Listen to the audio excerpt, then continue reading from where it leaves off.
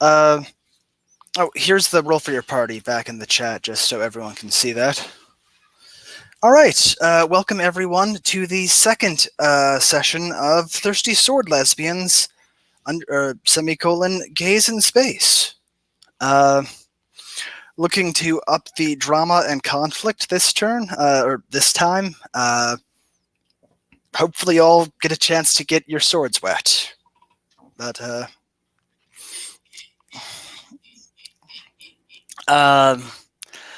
okay, so I believe we should go around and introduce everyone, just for the listeners and everything. But first off, this is Thirsty Sword Lesbians, a game that's in beta by Gay Spaceship Games, which I love the title of. I am your Master of Ceremonies, or I think actually this game calls it the GM. Kyle, he, him. Let's go around. Let's see. Chris, please introduce yourself and your character. Howdy, I'm Chris, they or he. I'm playing Taylor Luthon, they, them. Taylor is the scion of the head of the board at East Rim Incorporated, one of the larger noble corps. And I fled when they attempted to re-educate me to death, and am now in Her Majesty's service as a blade. Excellent. Puckett, you go next.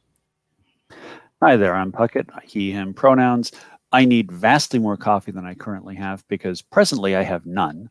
I'll be playing Knight Adria, who is who's a representative of the Order of the Queen's Rose.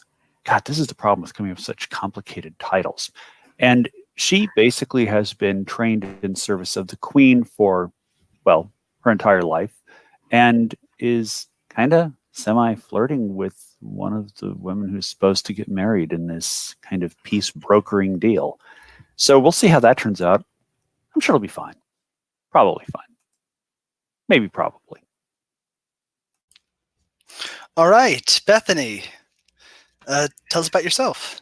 Yeah, hi, Bethany, they, them pronouns. I am playing Emil, who I believe also uses they, yes, they, them pronouns for different reasons. And they kind of recently left a world that many people would ask why they left, because it seems very like a very happy, harmonious place.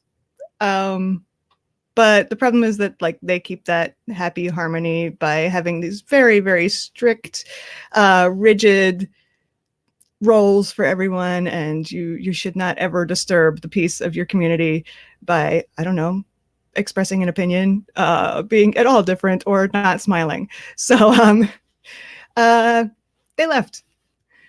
And apparently at some point rescued one of the princesses. I don't remember her name. What was her name? Hyacinth. And which kind of just got them on a fast track to being one of the Queen's Space Blades, even though they were brand new to the place and didn't have probably a ton of experience sword fighting. All right. Sabine? It's still Sabine? Never mind. Oh, I thought you said it the other way. No, go and watch Star Wars Rebels. They say it right there, so it's fine. The I is a long E sound. Yeah. You've dropped the E poutine. once. Like poutine. Emphasize the A once. Oh, okay. Sub E. Yes. Like I said, like poutine, only with a different. Well, I use any pronouns. I am going to play Dr. Very interested in pronouns anyway. They are unscientific and imprecise. They will accept they will accept she, or what? Well, they will accept he. So that hasn't happened yet. Dr. Phlogiston is a spooky witch, and Dr. Phlogiston is very interested in science. They like science. science is the answer, and they like to talk about science. Also, they are a bit infatuated with Knight Adria because she is so amazing, but that probably won't work out. So, well, yes, back to the lab. And I am Ferret, also known as Sawyer. I use he, him pronouns for ease, but any pronouns said with respect are fine by me. And I am playing our chosen, Princess Magnolia Nebula, 37th in line for the crown, destined to get the love, but star-crossed love, of Dame Diamanda, a monarch mogul, and frequent kidnappee. She is sadly smitten with her star-crossed lover since last time, and has a Rube Goldbergian plan to stop this marriage, and it only involves a little kidnapping. And really, when the kidnapping is that voluntary, does it count? Only to keep up appearances, and because we have to make jokes about keeping up appearances.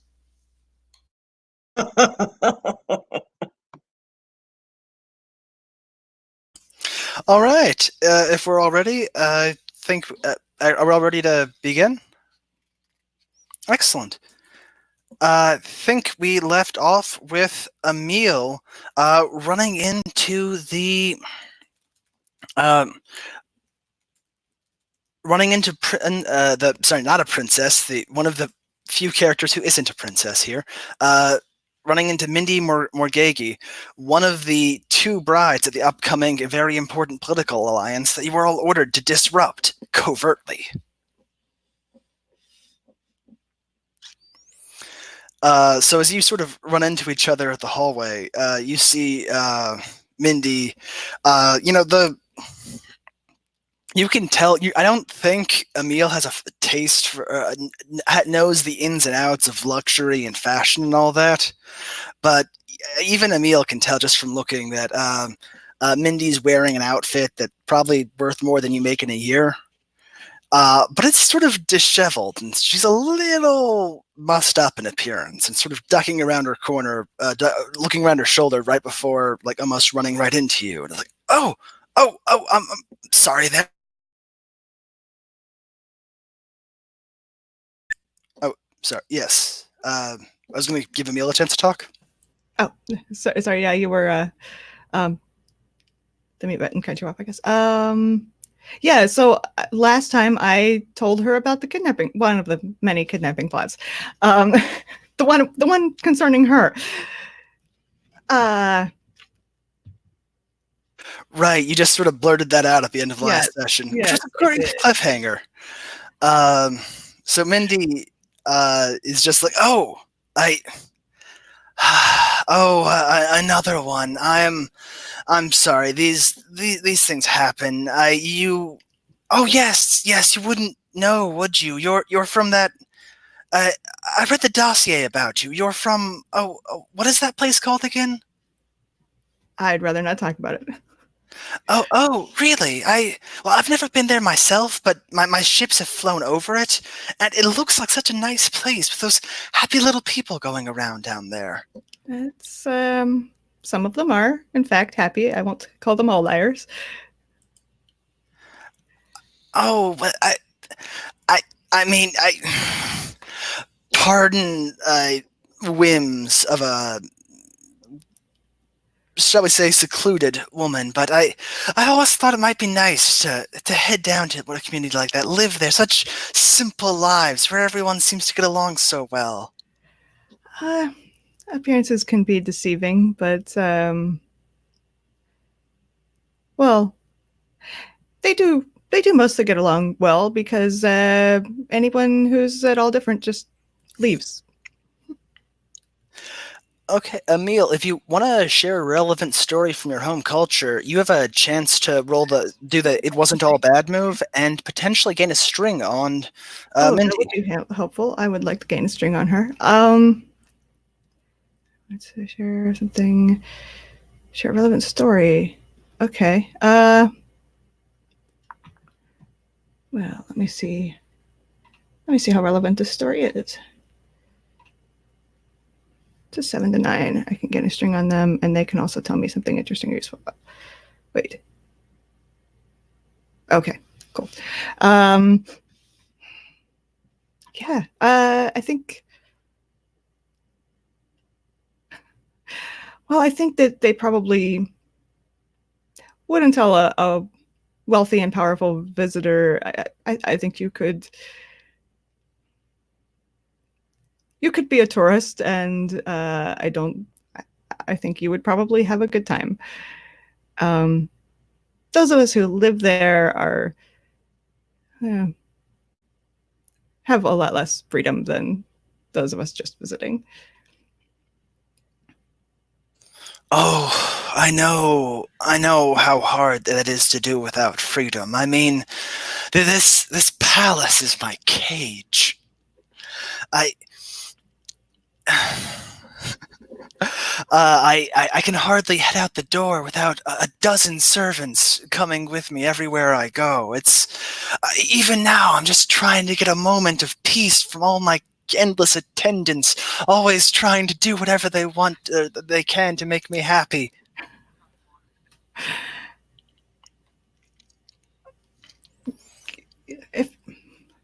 Why don't you tell them you'd be happy if they left you alone? It would hurt the brand. Everything for me is focus tested and mapped out and planned in advance. This outfit, this was designed 6 months ago by a team of a dozen experts trying to convey the exact level of youthful hope and confidence. Oh, yeah, you don't sound very hopeful or confident, I have to say.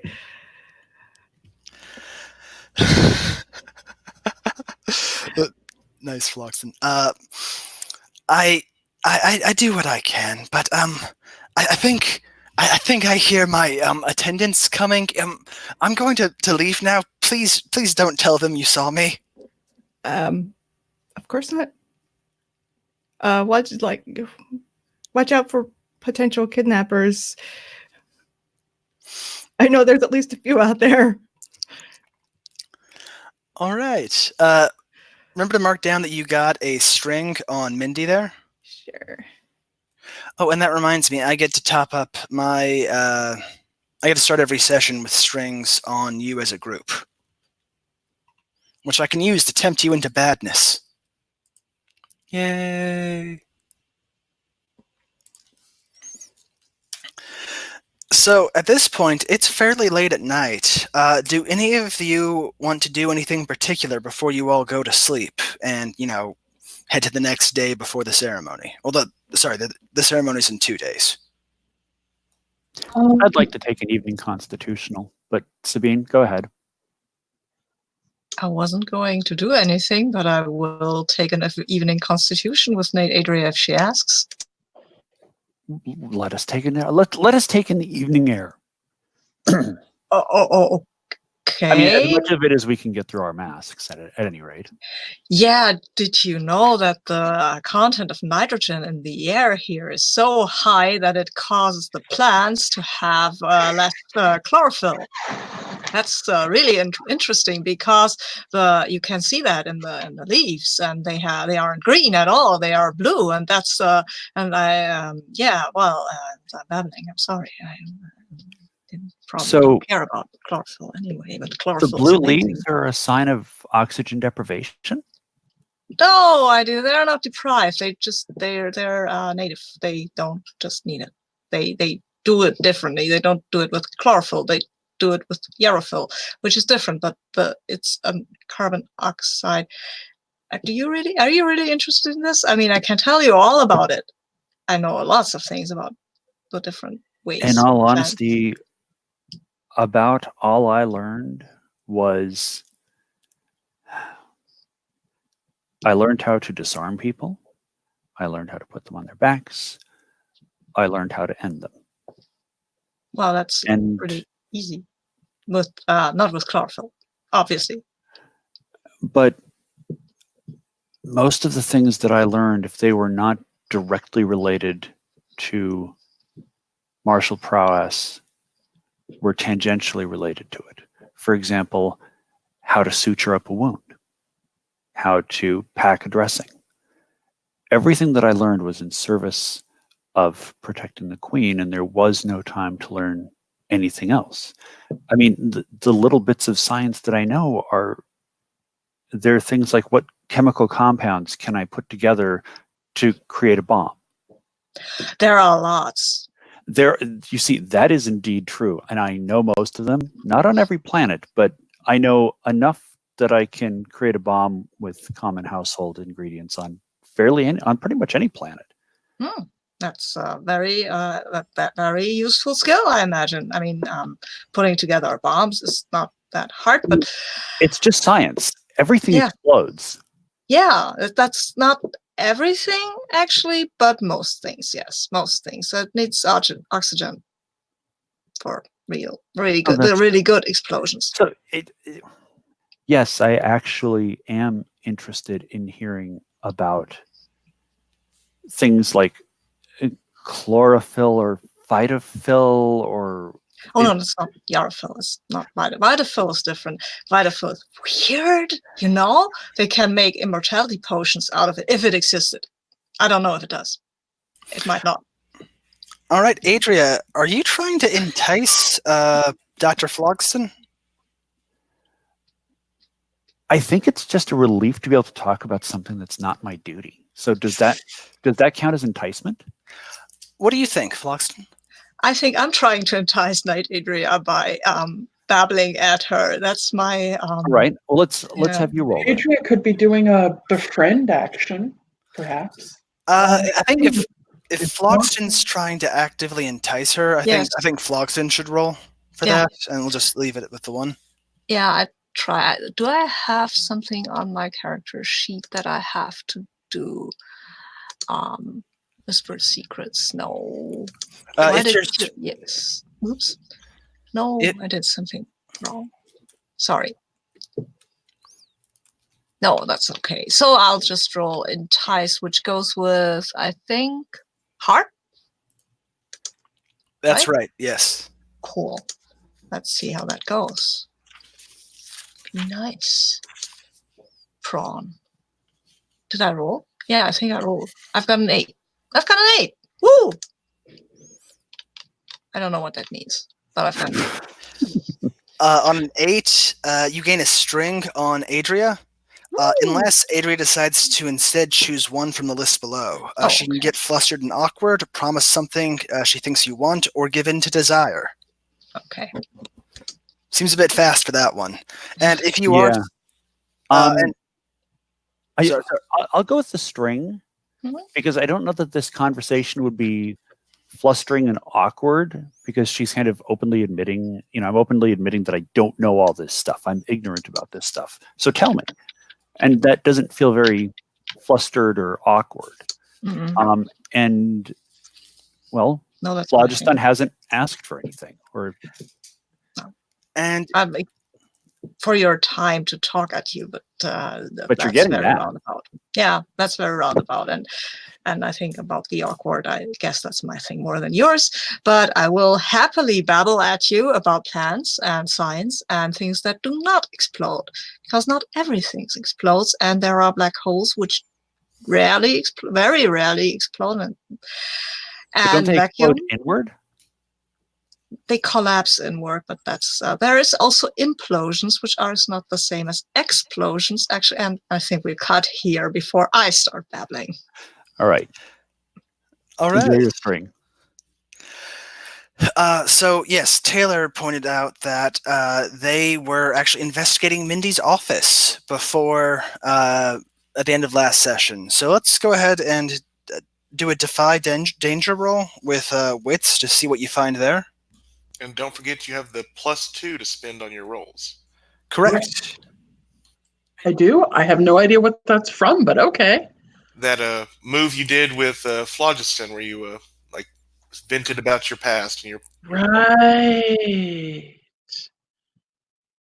I got a 3 and a 5, so that'd be an 8, but I have the +2, so that's a 10. So that's a good success. Okay, yeah. When you're sneaking into her quarters and like surveying the place, you come across a hidden data pad, some sort of secret communication device she had hidden, like taped under sort of a hidden compartment in her desk. And it seems she's been having some secret communications with someone at the Crossroads station, which you've heard about before, but this gives you details. There are letters going back and forth that start off relatively chaste, like, oh, I had such a fun time the other weekend. It'll be nice to see you again, and get increasingly less chaste, up until the replies suddenly stop coming about a month ago. About a month or two ago, you realize that's roughly around the time the engagement was announced.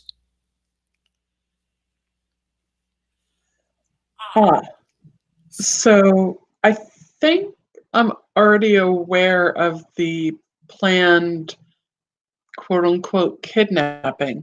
With this additional information, and especially as relates to the Crossroads, it's very clear that she's arranging her own kidnapping, if anything, to get free to go be with this other person, which utterly breaks my brain because I grew up in an environment where this was just like not imaginable whatsoever. And because I grew up in my own little corporate bubble, the idea that any corporation is even slightly different is earth shattering to me. But I definitely lift that data pad and bring it back to the rest of the team. It sounds, with a really emotional blow like this, it sounds like you're triggering the stagger reactive move. And in that case, since you currently don't have any conditions, that means you have 3 options. You can lash out at someone whose regard matters to you, provoking them to do something foolish or harmful. Or you hesitate, stumble, and the opposition gains an opportunity. Or you grin and bear the blow, mark 2 conditions.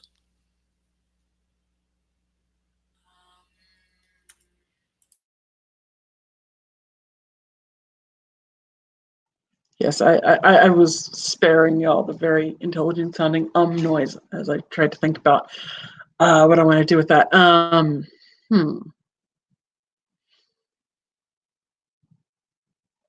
Okay, so I don't think there's anyone that I would want to be lashing out towards, except like the person I would be lashing out towards is Mindy, but it's not really like I don't know her super well. Like we've met, we're acquaintances, but I don't think she counts as like someone who I highly regard.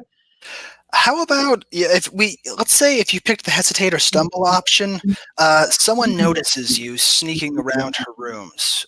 You won't be stopped, but you'll be noticed, and it'll be remarked upon. I think that makes sense. Does that sound good to the rest of y'all?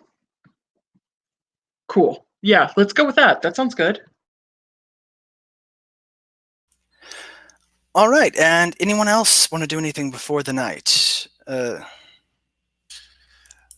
did have something I wanted to do with, I think, if I may, both, no, Adria, maybe both Emil and Adria, because I saw one of the moves that Knight Adria took is Toxic Devotion. And who else is she devoted to but me? And I want to say, like, this is the, like, Emil coming back to have, like, maybe trade masks now, or like, maybe like even like finally see what this mask trading was about. And Adria after a wonderful night with Phlogiston. I think it like I want to say like Emil arrives first, and Magnolia is being pretty nice to them. Like how did the mask feel? Did you did you feel the air was fresher than the mask they had given you?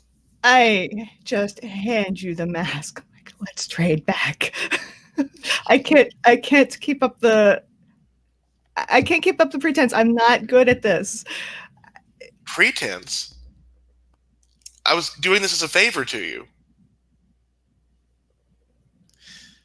Wait, what? I thought I was.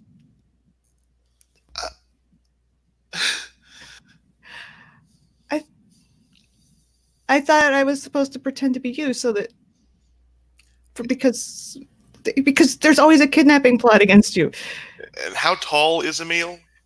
Like, I don't know, 5'7", let's say. Yeah, I think Enough Magnolia. taller that it would be noticeable. Yeah, I think Magnolia does like the bink, like hits your chin with her hand. It's like that isn't how body doubles work, Emil.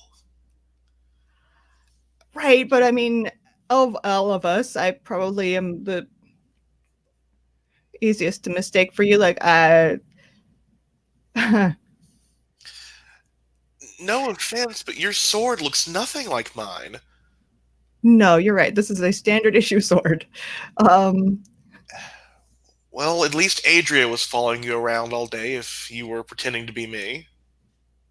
What? No, she wasn't. Wait, what? And I think this is a good time for Adria to step into the room. Dr. Phlogiston and I walk in. Thank you so much for sharing your wisdom and your knowledge with me, Dr. Phlogiston. Yeah, of course, always. Yeah. Oh, It was lovely to stroll with you. I've learned a lot from you. Thank you. Yeah. Knight Adria of the Rose. Uh-oh. Yes, Magnolia? You were not. I figured you were not following me around because you had. Well, I was giving you some time with that warrior woman. But Yes. Emil believed themselves to be my body double, and you were not around to protect them, nor to keep them correct enough with courtly mandates that they could have successfully done this. What is I'm your a warrior. excuse?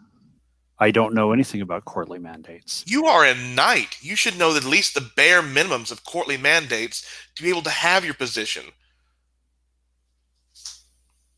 Wait, that's your thing, courtly mandates, right? I mean, that's why we have you. I am an expert at it. Knight Adria should at least be a hobbyist. Well, Knight Adria is a warrior, as she said, and she's amazing at that. Ooh, and I think,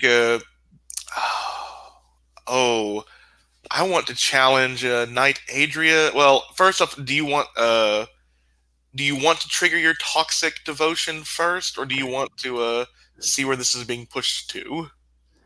Let's see. I'll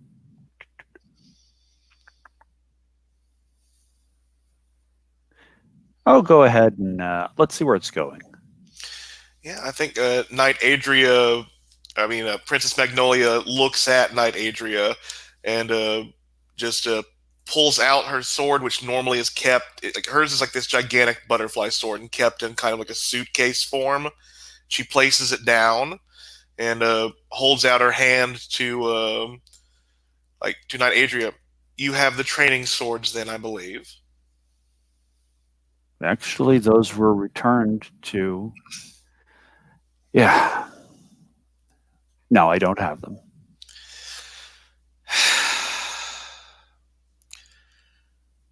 Well, then.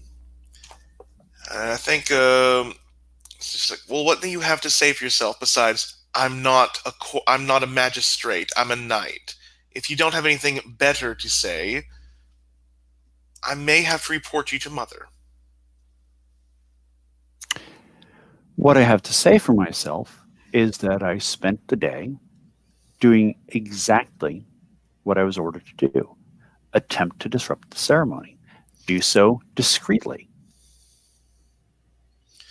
And what have you found out on that path? She's cute. I mean,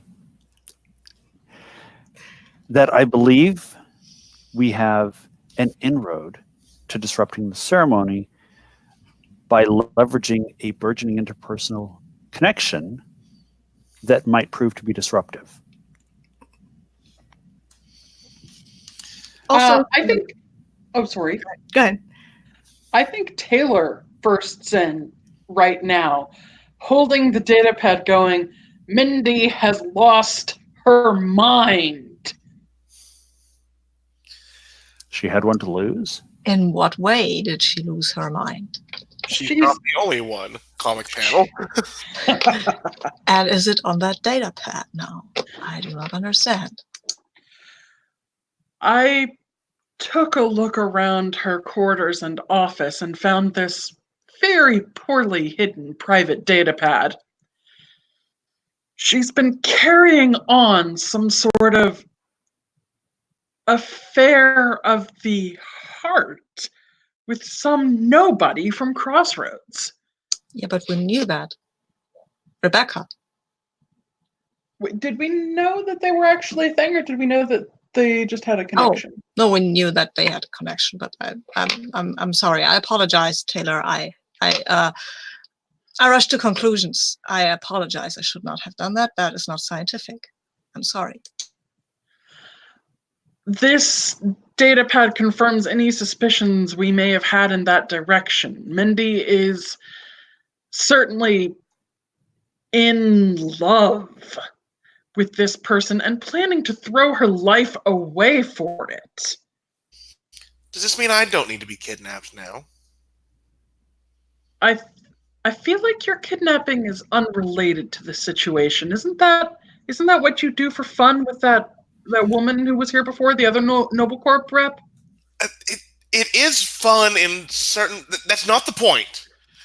The point is we were going to Crossroads and I was going to set up a meeting between Mindy and Rebecca to try and win the heart through...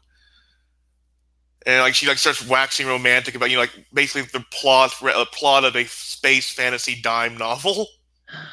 I break in. This is boring. Emil, you were going to say something. Nothing that hasn't already been said. Oh, okay. Sorry. I was. No, except I never asked Adria for protection. That's not her fault. Well, if she has actually learned something besides that Jules is cute, I may be more lenient. And at this precise moment, while everyone's focused on Magnolia and Adria, Taylor, your personal communication tablet buzzes as you get a highly secure, highly encrypted message.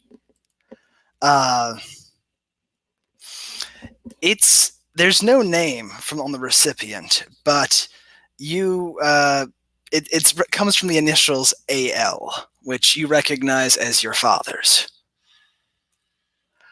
And I don't think, is anyone in the position to look over your shoulder right now? I don't think so. I just burst in the door. So I think I'm pretty far away from everyone else. I mean, Propel might be. Mm. Or I might Surreptitiously move Propel? Yeah, kind of motivated to look, if that's okay with you, Chris. Yeah, sure. Wait, is Parallel fairly tall then? No, but I think it can fly. It's not that tall. It's about high. You can see that, but a foot high. You established the Propel as a floating drone, so yeah, right. Oh, Propel. I was hearing though. I didn't realize you meant the drone. The drone can definitely see. My ears were playing tricks on me. Yeah, the drone is definitely looking over my shoulder. Okay, what does the message say? You open it up, and it's it's written in your father's style. It's very clipped, very authoritative. It has occurred to me that your little escapade may be useful to the family.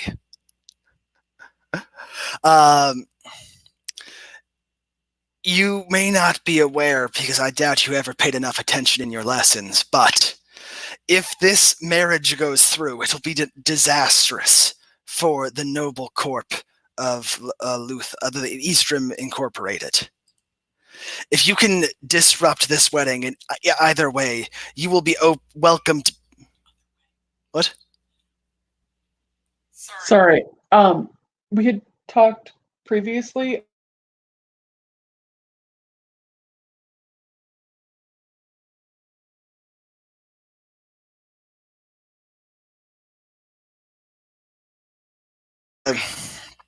Sorry, I Confusion. misunderstood some out-of-game conversations. If this wedding goes through, it will secure Eastrim Incorporated's position in the new economic order. If you can do anything in your power to make this go through, you will be welcomed back into the family, eccentricities and all. That is obviously a very tempting offer. Taylor is clearly not over being cast out and wants to go back to the only life they've ever known. But they say eccentricity is forgiven. That might not be true. So, who do I side with? Do I help the marriage go ahead, or do I help the participants find their way out?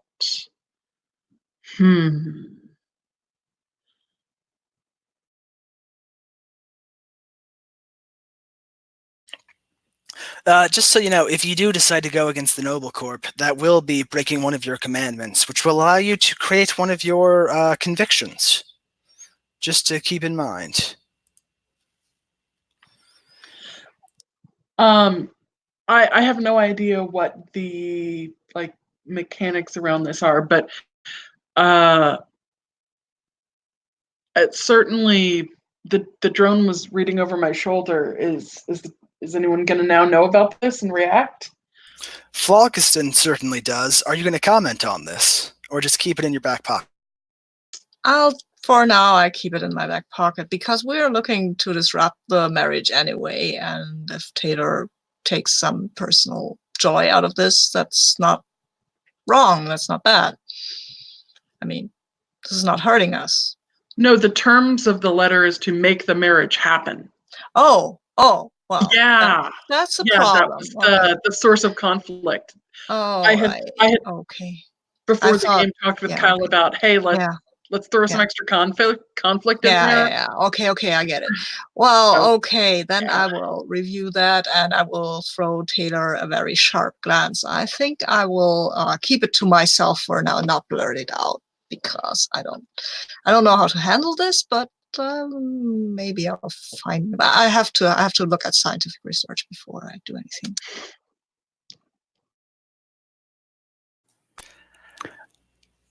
So Magnolia, is there anything else that we needed to discuss?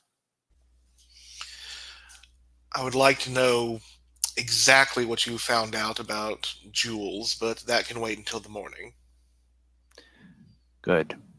You should get some rest. I know you're very stressed out. You're perpetually being kidnapped or under threat of kidnapping. Today went quite strangely for you. I'm sure tomorrow will be better.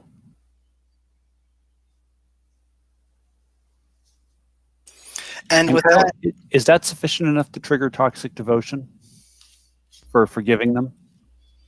It's also kind of making excuses for their behavior. I think so. Yeah, Go ahead. There aren't too many sessions. I'll be a little generous with the XP. And with that, let's call it a night.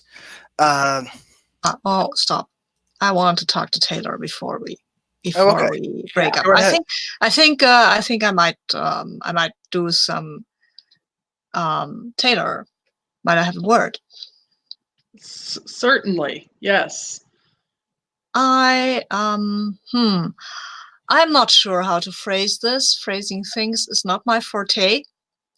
I'm a scientist, and I will tell you now that going back to a toxic environment is usually very bad for the individual. Instead, they should try to accept the soil where they can grow in and where they want it. I feel that you have to know this for no obvious reason, but I feel I have to tell you. Good night. Good night. And I think, would that then trigger and it wasn't all bad? It seemed like a pretty quick conversation, just a sort of handoff. Fair. I don't think you've gone that far. Okay.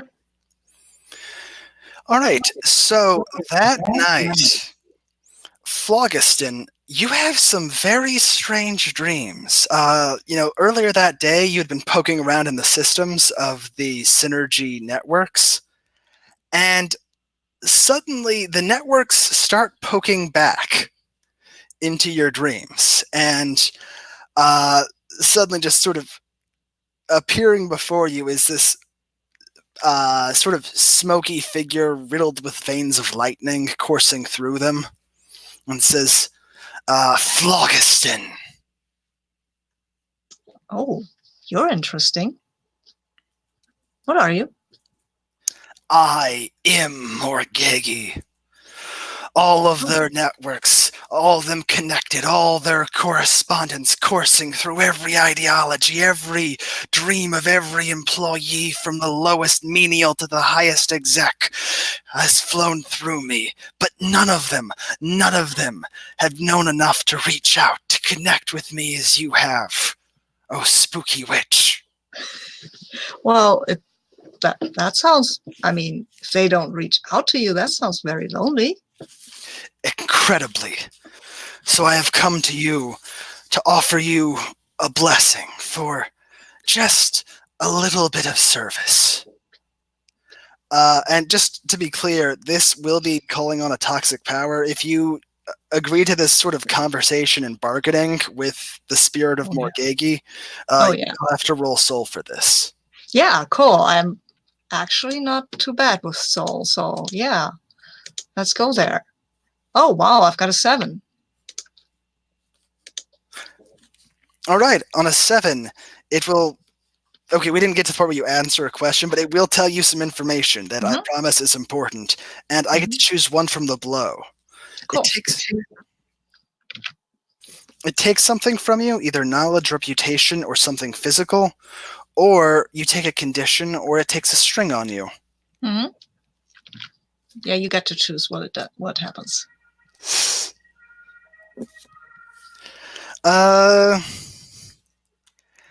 You know what? I think it's going to give you a condition. Cool. Because this is weird, even by your standards, and this spirit is not nice. It does not have people skills, as they say. So, well, neither do I. But yeah, I guess I could be either a bit frightened or insecure because I mean it's an entire network, and maybe I'm not the first person to try to ease its loneliness. I think insecure would work best. That sounds good. Go ahead and mark that. Cool. Maybe not with a Y. Okay. Ooh, better at worse at enticing. Good to know. Yay, great. Okay. Oh, I can do rash action too. Yes, I love that. Mere moments ago, Mindy has vanished from my sight, and from the sight of all my systems. I know not where she has gone, but I do know that already the word is going around that your party is somehow at fault. Oh, wow. And I know that if you are blamed for this, it will be disastrous for your queen. That is very useful information. Thank you. You are an amazingly knowledgeable and wise network. And I feel honored to make your acquaintance and talk to you. We will speak again. Oh, yeah, sure. Cool. Looking forward to it. Okay.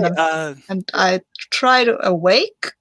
I think you do. I think you just sort of catapult awake the whole suddenly standing up in bed like thing. But right before that happens, Adria, you wanted to do something this night?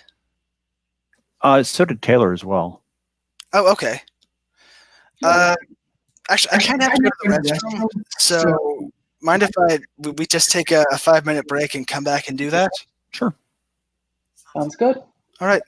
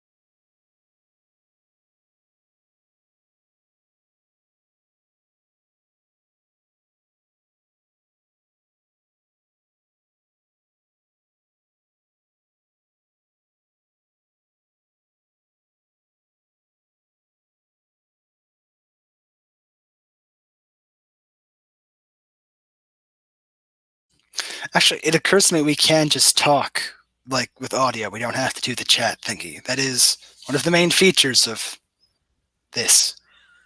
Gott im Himmel, what a thought. I was just thinking we could leave a record up for Bethany for when they get back.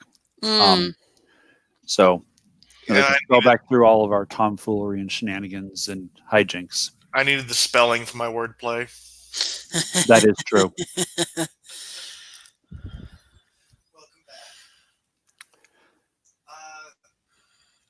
Kyle, I think your mic's off. So it is. Oh, welcome back, Bethany. I think Knight Adria wanted to do some a dream with the truths of Hearts and Blade real quick, which I believe that means you're smitten with someone. Well, I think so, because that whole "she's cute" thing. And I think it really gets hammered home in a dream,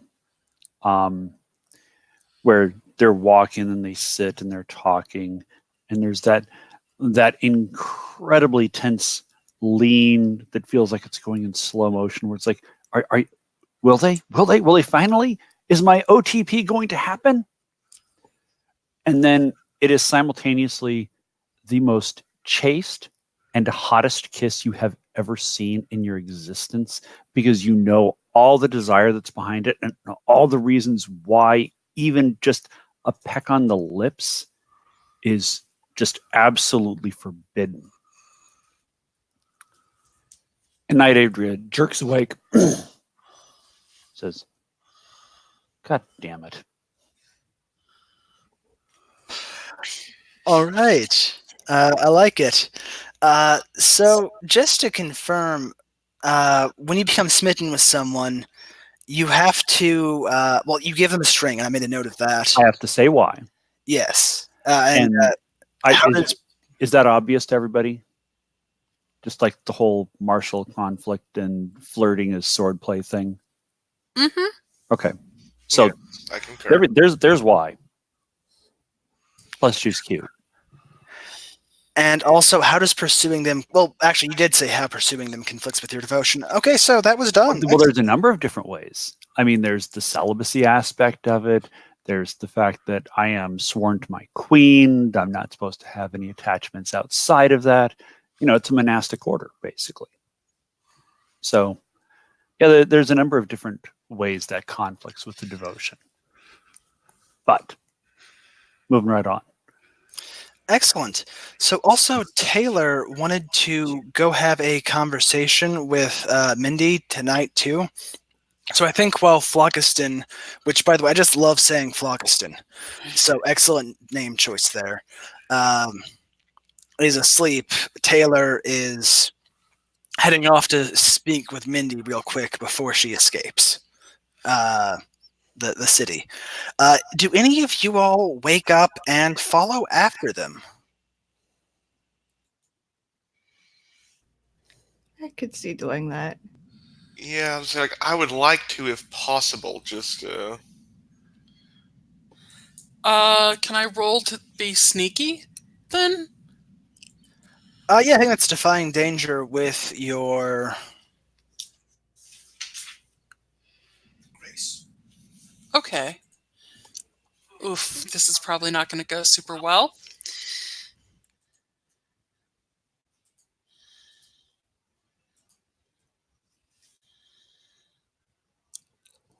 Six and a 4. And I have a +0 for grace. So I'm very sneaky unless someone rolls and gets an advantage. If you have strings on Taylor, you can spend them to reduce the roll. Anyone like to do that? Yeah, I think I've decided that I'm not going to be following after, so even though I have a string, I won't spend it. I don't have a string. In that case, yeah, you get away clean. Sorry. And you run into Mindy, who has just... You come across her not in her main palace complex, but in the streets outside, where she has just ditched her very well-ornamented cloak, which has some small tracking devices built into the lining. I assume that I recognize this for what it is, that if she's ditching this, she's trying to run. And I approach her and like call out to her and say, like, Mindy, I know that's you. She like glances back. I no, it's not. Even if you weren't quite distinctive in appearance in your own right, I recognize the tailoring on those youthful, optimistic, market-tested clothes. And more importantly, we went to school together. Emile told you about that conversation? I trusted her. Emile? What are you talking about? Wait. Oh, I didn't mean necessarily that Emile talked about the market-tested clothes. I meant, like, I grew up in the same environment. I know what goes into the outfits of a scion. Okay, that makes sense.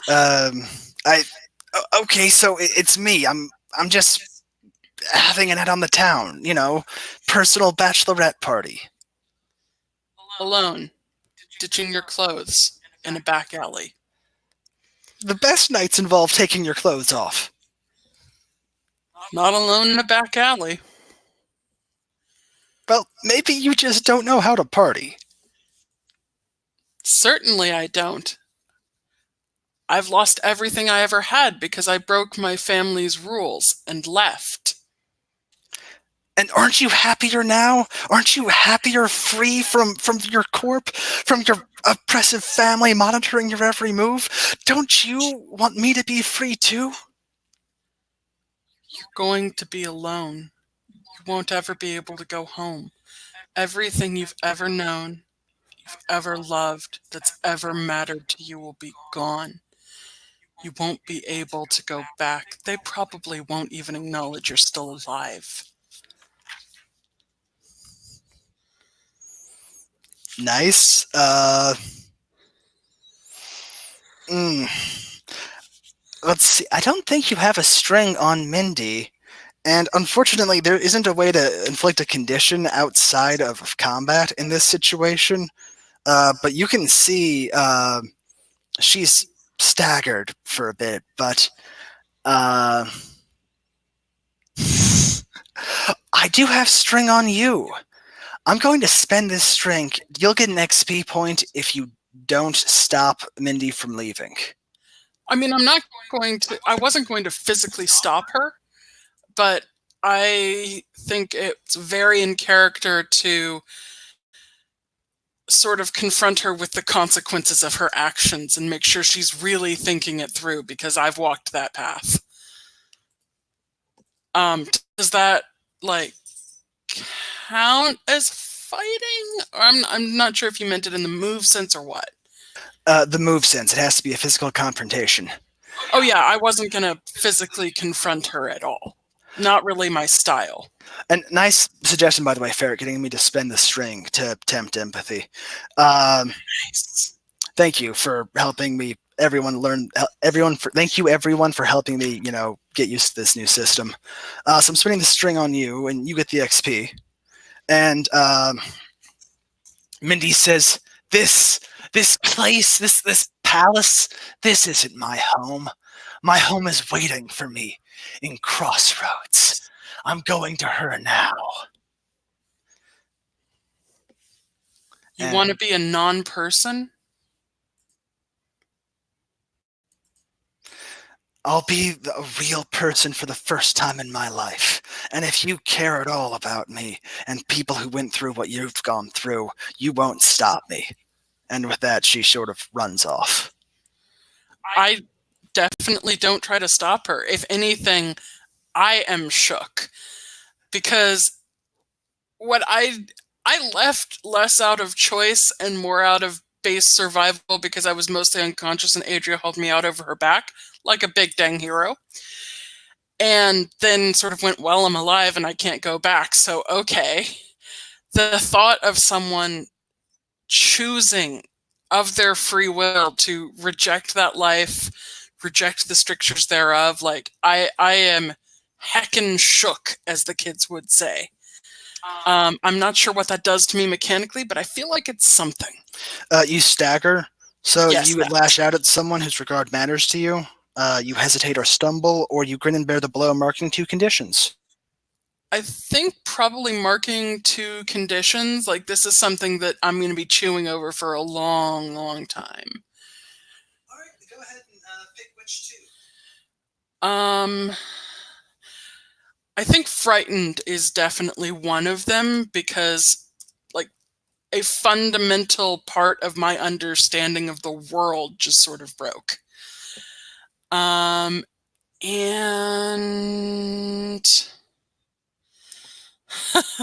yes, I am heckin' shook.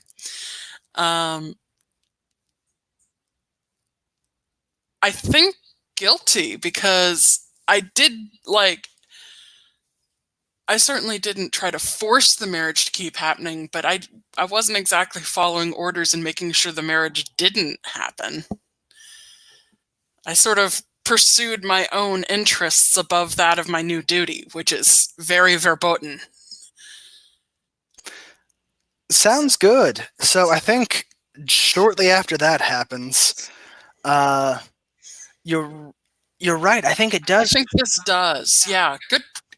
Way to go, Ferret. You are catching all the rules today. Nice. Yeah, I think that turns... What is it going to be? Scroll correctly, self. That definitely turns there is no priority above the Noble Corp right on its head. Okay, so go ahead and think of a conviction you'd like to replace that. And when you do replace it with a conviction, mark XP. Thank you. And while you're doing that, I think we can cut back to the room, or your suites of rooms, where I think pretty much simultaneously, Knight Adria was startled awake from... Sorry. So I think Knight Adria just catapulted awake from her realization that she's smitten, and Dr. Phlogiston has also startled awake with the spirit of Morgegi whispering in their ear, like, the guards are alerted. They've begun looking for you even now. Flee this place. I will go and alert Princess Magnolia because I believe she is the closest thing to a leading person that we have. I mean, I would like to go. No, I can't go talk to Knight Adria while she might be in her sleeping things. No, I go to talk to Princess Magnolia. I think you're all pretty much getting awakened pretty shortly from this. Except for, of course, Taylor, who has not heard this yet. I think the scene is like all 4 of us kind of doing like, we gotta get to Taylor, and then we see the bed is askew. Can our data pads or whatnot do calls? Yes. I buzz them on a secure line and say, I just spoke to Mindy. She's running. Also, I have her cloak with all its trackers right here. I haven't touched it, but I'm standing next to it. Should I do something about that? I mean, this disrupts the ceremony. Going? So you said something, Emil?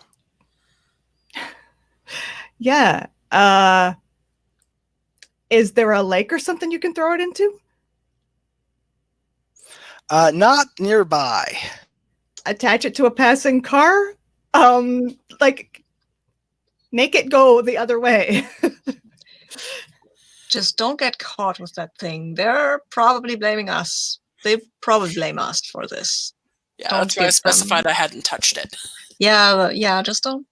I'm just standing a foot away from it, staring at it like it's a snake. Not a friendly snake, a mean snake. Maybe destroy the trackers with your sword? I don't know. I have no experience in courtly intrigue. I will rescind my recommendation and leave it to Princess Magnolia or Knight Adria. What if we make it look like Mindy died? Yeah, that's why I said the lake. Ah, that makes sense. The lake might not be an option, but throw some blood on it, stuff it halfway down a sewer.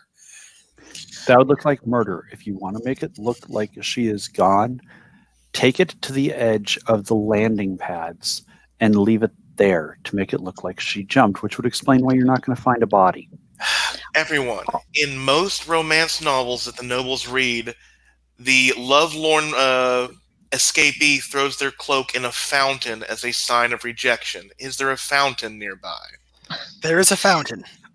And don't put any of your blood on it. They can probably identify the Yeah, DNA.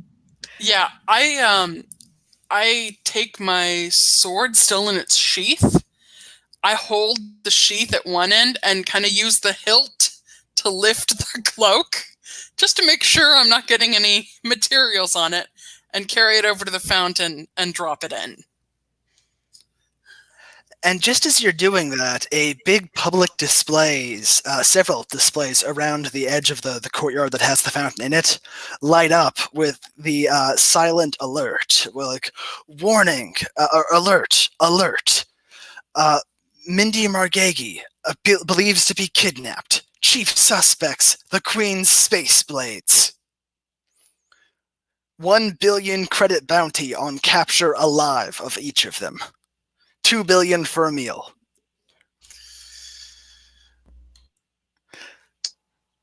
I wonder if that's an opportunity. Probably not. Sorry, Emil. I mean, maybe I shouldn't have said that out loud. I mean, I don't know why Emil ranks so much more than the rest of us, but good job. They're prettier. I wish I knew what I did so that I don't know. Maybe it's because I talked to her. Maybe we should get moving, though. Yeah, definitely.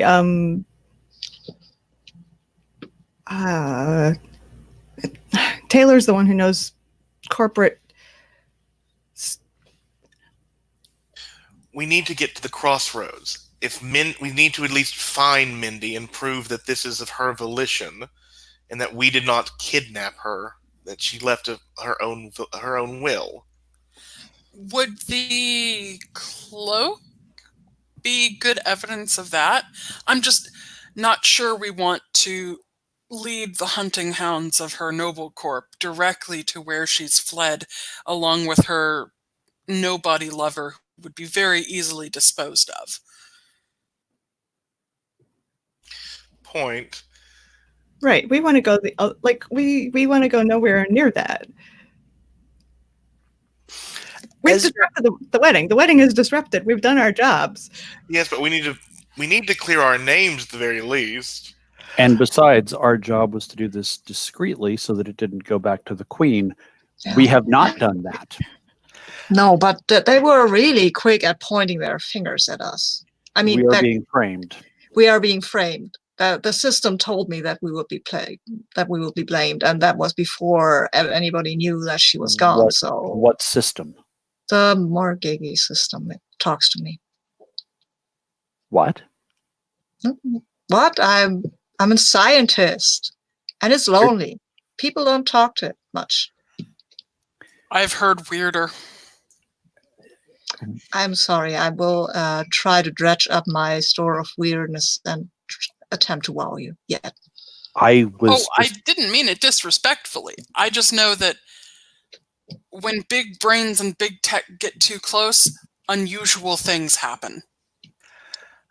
As you're discussing this, you hear pounding footsteps in the hallway outside your suites. I imagine we're moving while we're discussing it. Yeah, I think Magnolia just looks at Adria. Adria, vanguard.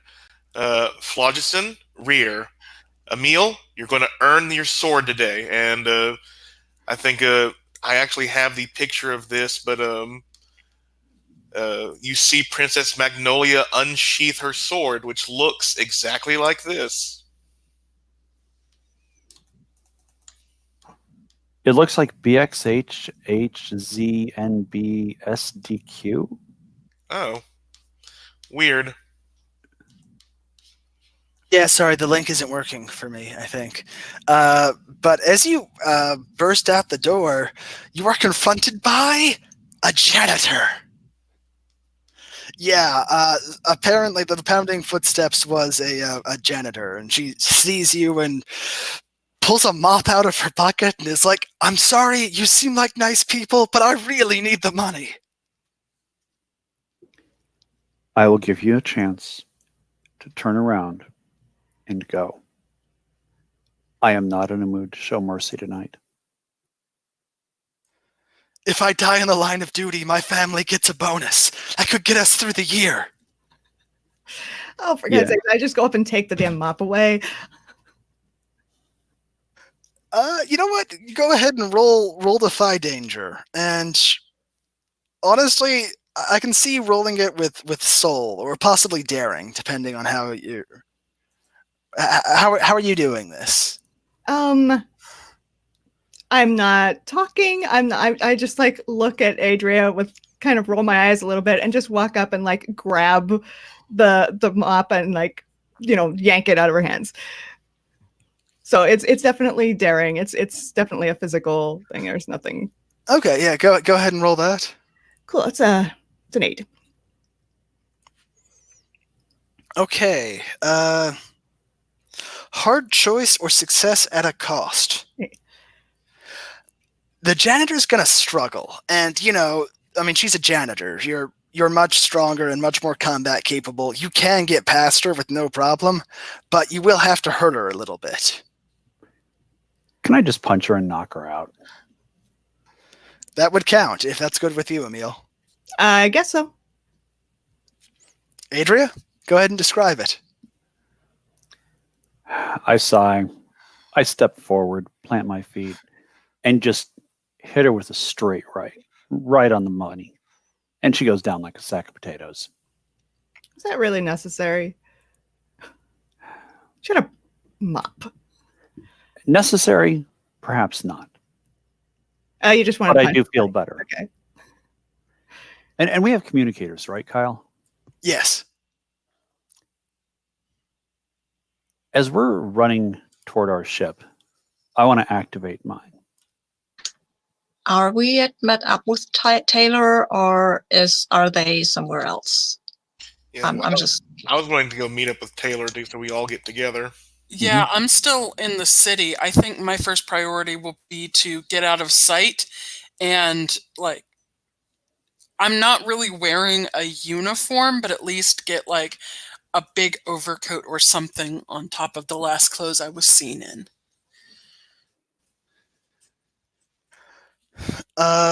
So as you are heading out of your suites in that building, you're seeing, you know, more and more doors open, and most aren't quite as desperate as the janitor, but there is a sort of growing crowd around you who's sort of, you know, eyeing you up, eyeing your swords, and just like, no, it's probably not worth it, probably.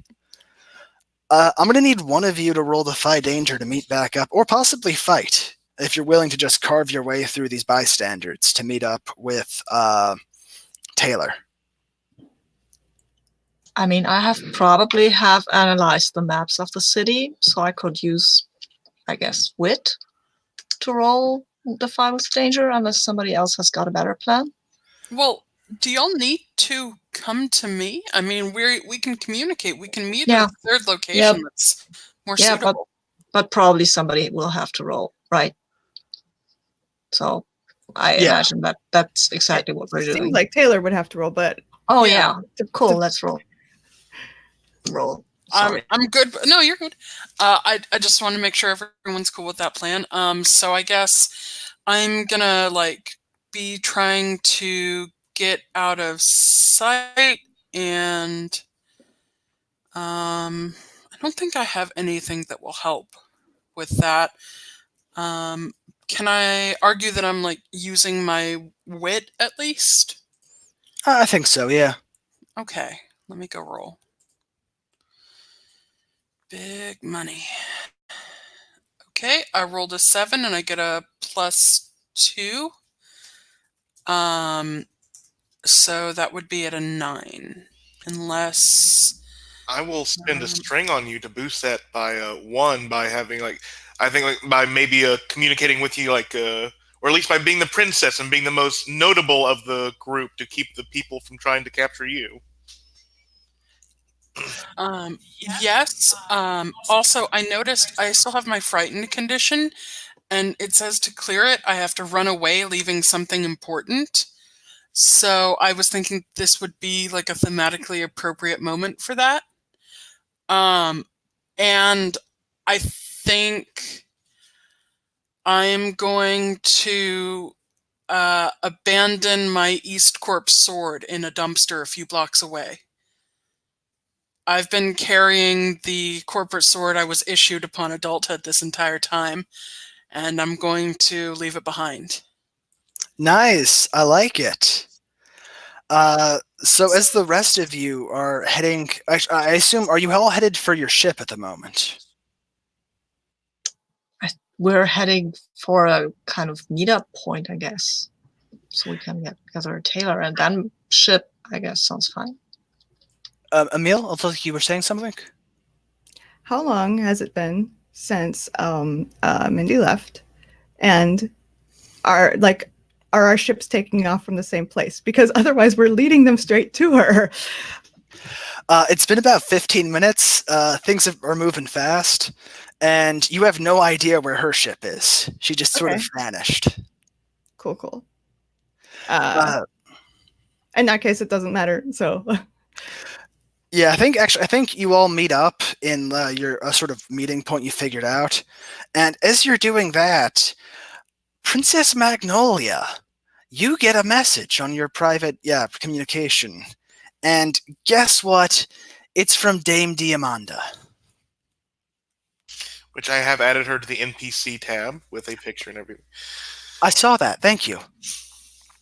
And she says to you, "Look, I don't know what sort of trouble you've gotten yourself into, but I'm your only way out of this. They're watching your ship like a hawk. Come get on mine and I can take you away from here." And I'm going to spend a string. You'll get an XP if you agree to go along. And I want to also trigger my destined move that I would be betraying my destiny if I did not do it as well. Correct. Yeah. Oh.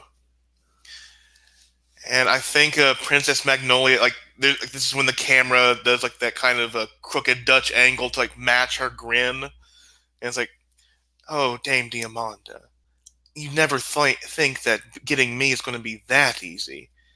If you want that much money and my hand, well, come and get it."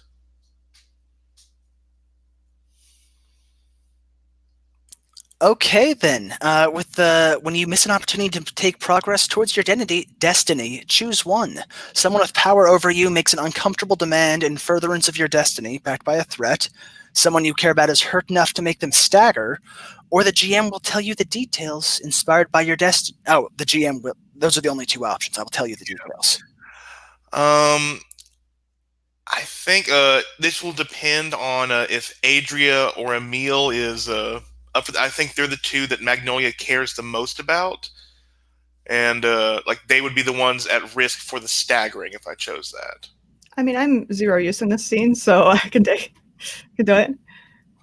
Okay. So yeah, I think that's what happens. That something is going to happen that will stagger Emil sooner or later. In that case, I have a great idea for a segue. As you're making your way to your ship, suddenly a giant Glamazon bursts out of nowhere and tackles Emil to the ground, ranting, "What have you done to my fiancée?" Take up rolls for stagger, Emil. Sure. Wait. Let me look at that. That's sorry, you don't actually roll. I know. It's like okay.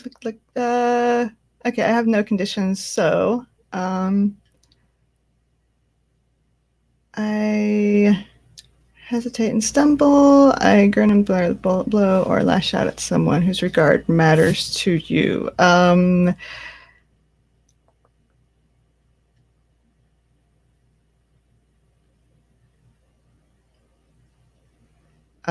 mean, I don't think hesitating or stumbling matters at all here.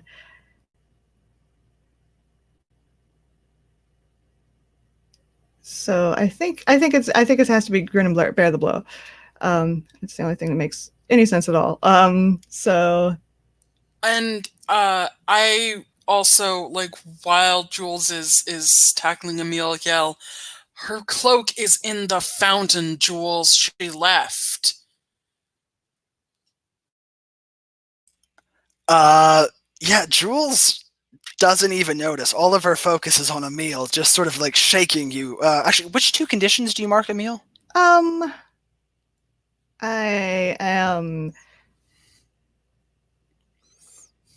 am frightened, and being frightened makes me angry. I like I it. hate being frightened.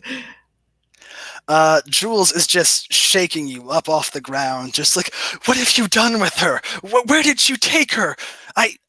I'm gonna put my feet. I'm gonna put my foot in the back of Jules' knee to bring her down. Okay. I'm gonna say you go ahead and do that because her attention is 100% elsewhere.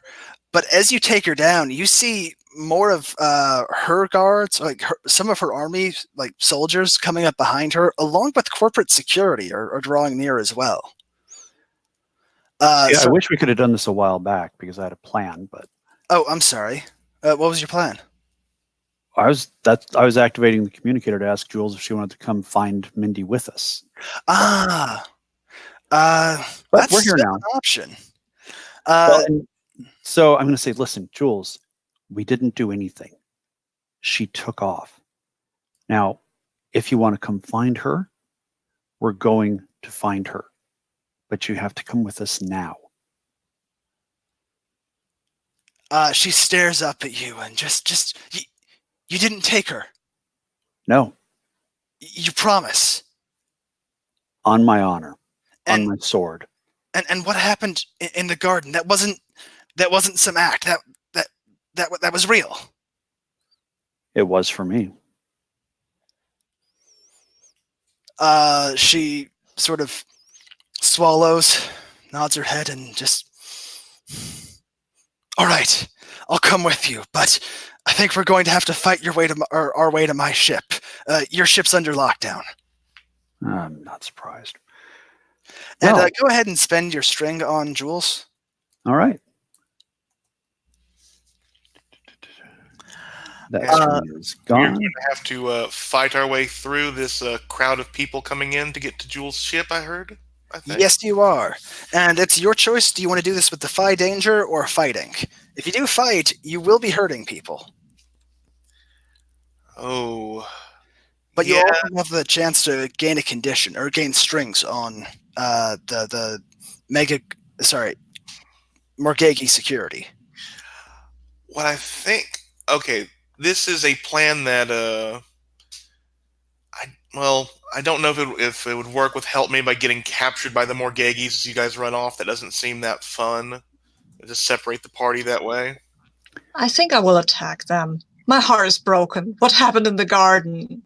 Damn you, Jules. I hate you. Because I was thinking I was going to attack as well because of my new move I took last. But yeah, I want to see Phlogiston go ahead and. Yeah, I will take rash action and activate my Witchfire sword, the Witchfire in my sword, of course, because otherwise that would be not a very good fighter otherwise. So yeah, my sword usually looks like some kind of weird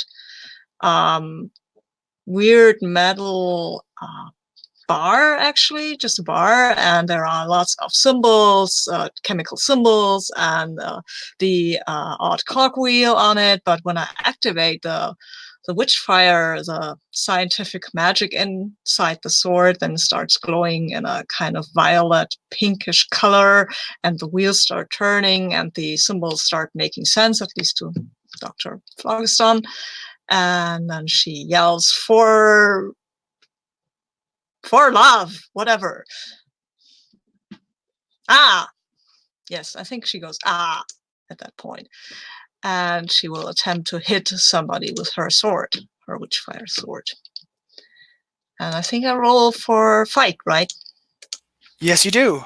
With your witchfire, you roll plus soul.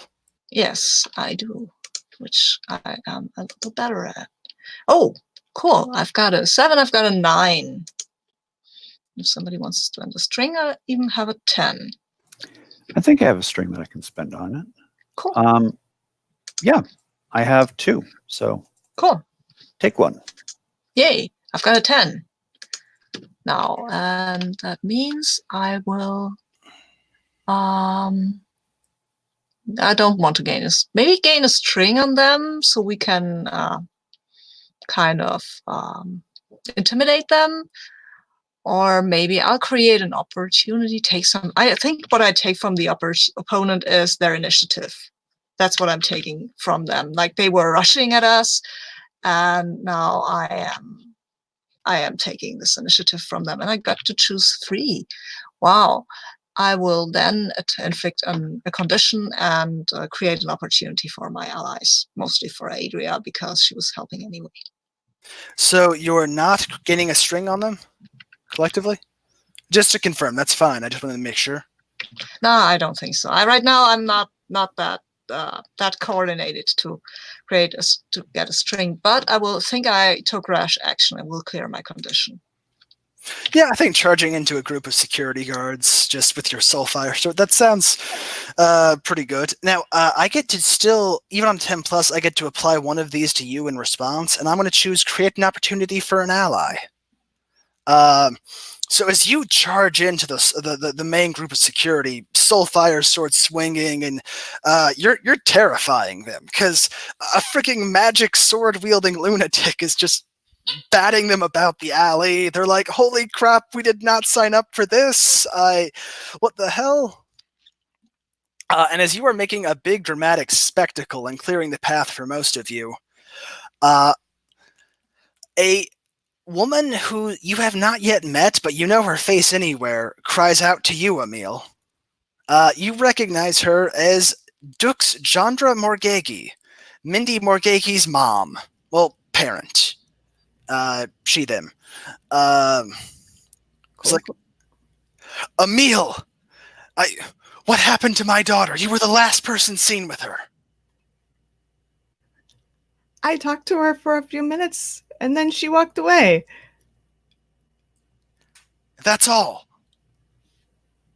That's the last I saw of her. I hear that she's left on her own. Is that... And that's true. You swear it. You swear it on your honor and your blade. Yeah. Yes. I swear it. Can I help by pointing out that they can just like check the trackers in her cloak, which is in the nearby fountain? You can point that out, but the Dukes is not quite finished yet with her. They say, "Look, if that is truly the case, and that is all you did, then you have nothing to fear from our justice system, Emil. Surrender now, and we promise you a fair trial." And I think this is going up against one of your commandments. Either respect authority or don't disturb your community, because you are disturbing the hell out of this community with this dramatic... I've kind of already done that part. So, yeah, I'm just gonna look around like, oh, okay, there's a lot of people here. They all look very angry at me, and everybody else. But for some reason, they think I'm responsible for this more. I don't. But I've already done that. That's not a thing I can avoid. So yeah.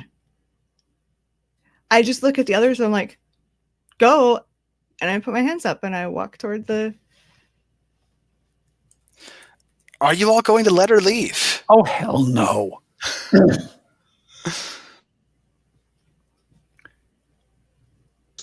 Jules, I mean, yeah, go ahead. Havel's Rock, do you know it? Yes, I know the place. Not the place, the maneuver. Oh, yes, of course. Sword. And I grab Emil. And Havel's Rock is something that is taught in theory. To the best of anyone's knowledge, nobody's ever attempted it because it's just ridiculous. But Jules lays her sword out along her shoulder so that the wide blade is basically balanced equally on both sides, and she's holding the hilt. And I grab Emil, run up Jules' back, run along the sword blade, and start somersaulting like a bowling ball, dragging Emil with me through the people in front of us. Okay, that sounds great, but Emil, I don't think you'd be going along with this. I mean, I don't know what. I'm not Isn't she still staggered? I would say I would like to script changes. I haven't really gotten much of a scene in this part so far. You're right. Okay. I'm sorry. Yes. I think that since Phlogiston did make an opportunity for us as well. Mm-hmm. I think when Adria is talking to Jules, that Princess Magnolia will walk forward and just start reciting this odd code that is on the Morgagi lands that if you the royalty can make a champion for anybody pre-trial to basically say instead of bail, we're going to set the trial when we want. And Magnolia is offering to fight a champion of the Duke's choice to basically push back Emil's. Emil will go on trial then when we say so. We have something to do. Okay, that sounds good. I like that. That's a good idea, Ferret. Thank you for speaking up. I think that's. Do you have a specific move in mind for this? I want to claim Jules as maybe my bitter rival, or whoever she chooses as whoever the Dukes chooses as her champion as my bitter rival.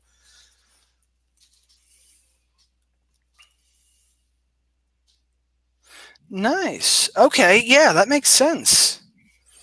You know what? Yeah, that sounds pretty good.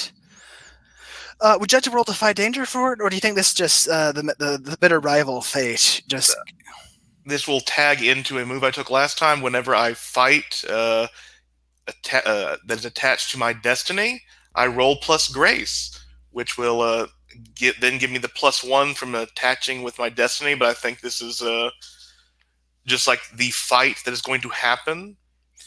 And who is the Dukes' champion? I mean, as soon as I can see it being Jules.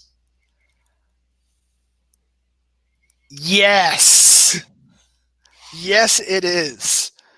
That's a great idea. And as soon as you cite this royal, yes? I mean, weren't they just having this marriage to unite the two houses? If Jules was Mindy's mom's champion, I mean, I think that it would be great, but it doesn't make a lot of sense, right?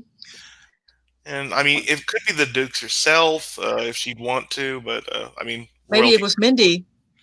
Oh dear gods, yes. You know what? I think when you cite this royal prerogative and obscure ruling to demand right by combat, the Dukes is just gonna look around a bit and just point one of the biggest corporate security, like big, specially shiny armor, extra big greatsword strapped to the back. Sam, get over here, fight them. You're my champion now. Go. Oh, I have another idea. Maybe she chooses one of us. Ooh. I mean, it could be in the rules that she can choose anyone who's around for her champion. Let's go. She has to pick one of her own people. So I think with your citing of the royal prerogative, I think you have to fight Sam now, Magnolia. Okay, and here's when the dice are going to fail me, even though I have a +2. Oh, no, I got an 11. Nice. Okay. And I think this is as much as Magnolia boasts, this is probably the first time anyone has seen her fight. And like this sword is almost as long as she is. And she just, I think her fighting style is more moving her body in front of the sword than moving the sword until she can just like swing it with one like heavy strike against her opponent.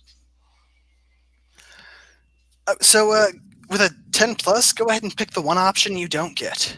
Yeah, I'm going to not gain a string on Sam. Well, if I gain a string on the opponent, can I gain a string on the Dukes? Yes. Then I will gain a. I will not create an opportunity for the ally, and what I want to take from the opponent is the champion's will to fight. Yeah, it's astounding. You hit your flow with this. You dodge the big swings and the big, massive, powerful swings, and you just cut them to pieces. Like they'll survive, but they're down and out in moments. And the Dukes just sort of stares at you like, I mean, they never thought much of you, but then you do this. In a moment, in half a minute, you have turned around their legal system and defeated their champion. But then, in turn, the Dukes, I have to take one option on you, and the Dukes gets a string on you. Because as you stare at her and like the sort of the awe in their eyes sort of turns to genuine grief, and you realize now that Mindy isn't just a tool or a chess piece to the Dukes, and they say, just bring my daughter back. And fold my sword up and just like pat Adria, bring your girlfriend, let's go.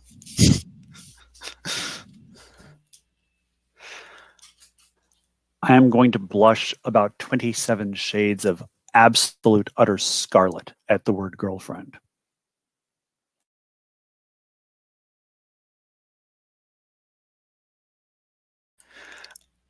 And with that note, anything else you want to accomplish before you make it to Jules's ship? In that case, I think you make it. Yeah, there's some more, bits of fighting there, but you are some highly trained space blade with Jules at the head, so the military is not too keen on stopping you. And yeah, you make it to the ship, and you get the hell out of there before anyone manages to stop you. If we could, I would appreciate if we could take a break here. It feels like a good stopping point, and I have 2 misbehaving cats that I need to address. Absolutely. Let's take a 10-minute break. Meet back in 5 before the hour. And that's 1 XP all round. Yes, it is. Thank you. Would have been XP with third script change before, right? You're muted, Kyle. You're right. That would have been it too. So limit of 1, but yes. Thank you for pointing that out.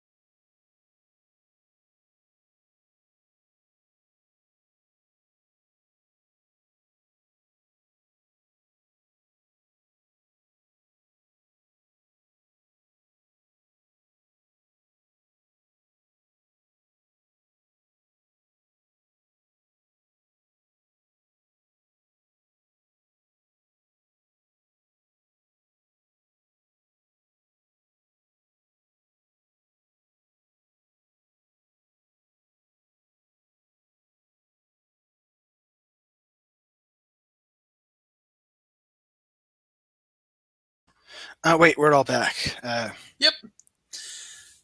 Oh, while we're still in like housekeeping mode, I was just gonna say, I had I had filled up my XP counter and to 5, so I added a move, and I decided to add tenacious purpose, and now my XP is at 2. That is all. Thank you.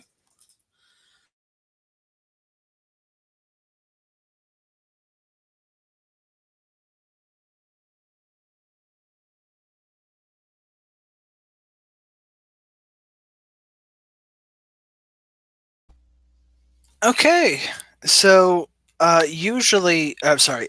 So you all have fled the station synergy and the forces of the Morgagis forces to try and prove that you did not kidnap that person. That okay, technically you didn't plan on kidnapping her. You were planning a kidnapping, and you were going to try to disrupt the wedding. You just not in this particular way. Well, So I hope we will have some opportunity to disrupt the wedding on our way to find Mindy and bring her freedom. I mean, the wedding is pretty well disrupted at this point. We're just trying to clear our names. Yeah, I guess the whole don't with no bloodshed. I'm afraid I might have defied that order. I apologize. I mean, technically, the wedding was already broken up before the blood got shed. That's true. That is true. It could be considered recreational bloodshed. Yes, experimental bloodshed, maybe. Did anyone die? I have no idea. I have not checked these. Should I go back and? I didn't see any bodies. So I think in this case that we just chalk this up to multi-opponent sparring practice. And I think Magnolia will, finally sheath her sword back into the briefcase style holding it is, and she'll look at Adria, and then I think look at Jules. Adria, I think I may have been harsh at you about your goals last night. It's understandable. You're under a lot of pressure. But, I mean, you are still a knight after all, so this must be hard for you. This entire thing must be hard for you. And I think Magnolia looks up and up and up at Jules. But perhaps this is not just my destiny we're dealing with. Perhaps this is yours. And I think I'm trying to befriend Adria. Are you also hitting what is that one? Toxic Devotion? No, I think I'm trying to apologize to you, and basically I'm saying I was wrong. I think this is not exactly. This is the opposite of toxic devotion.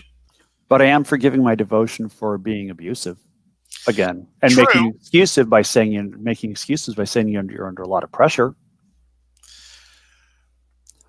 Kyle, does that trip it? Sure, yeah. Okay. Yes, so I will roll to befriend you. Okay. Oh, that's a 10. If only if it were so clear-cut in real life. Right? Why can't we just roll and say we're friends now? All right, so what does the befriend move do? It is the sort of ace and less romantic version of entice. On a 10 plus, I gain a string on you, and you choose one from the list below. I am not seeing this on the It is basic. beside entice. Beside entice.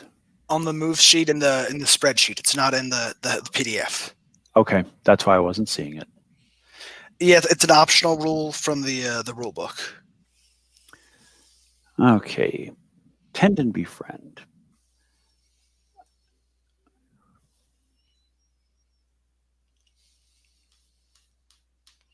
And at this, I think I'll proclaim my interest in being friends with you. I will say I've not met Jules. If you want to introduce me, Frankly, I think at this point, and given what I think might be coming down the pike, I'd rather have you as a friend. understood. Because I don't think we have any social events coming up. No, well, there was one. It's pushed back. Yes, but it wouldn't exactly be my invitation now, would it? So, all right.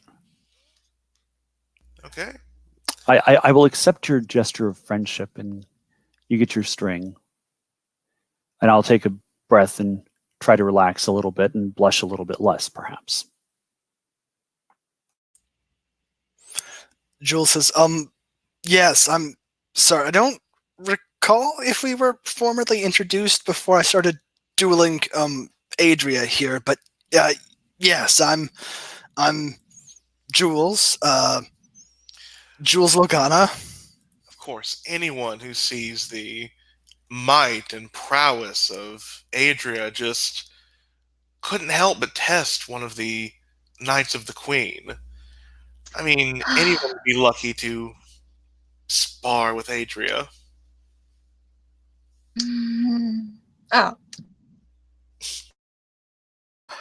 Oh, Jules blushes and is like, well, yeah, she's a impressive warrior.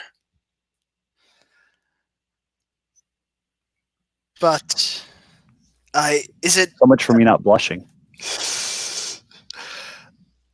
Jules is like, I don't believe I spoke with either of you at all. Dr. Flogston, is it? Dr. Parallel Phlogiston of the Royal University.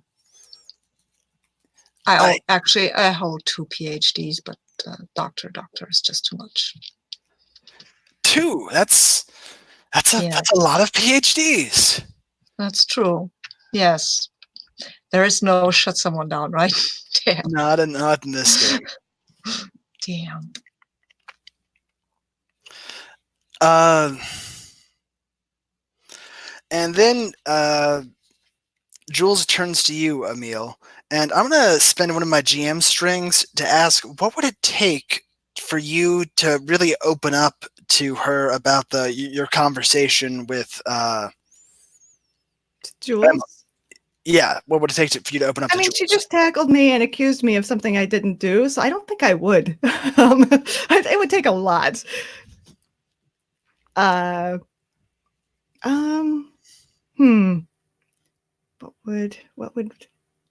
What would get me to do that? I want to give you an actual answer here, but man,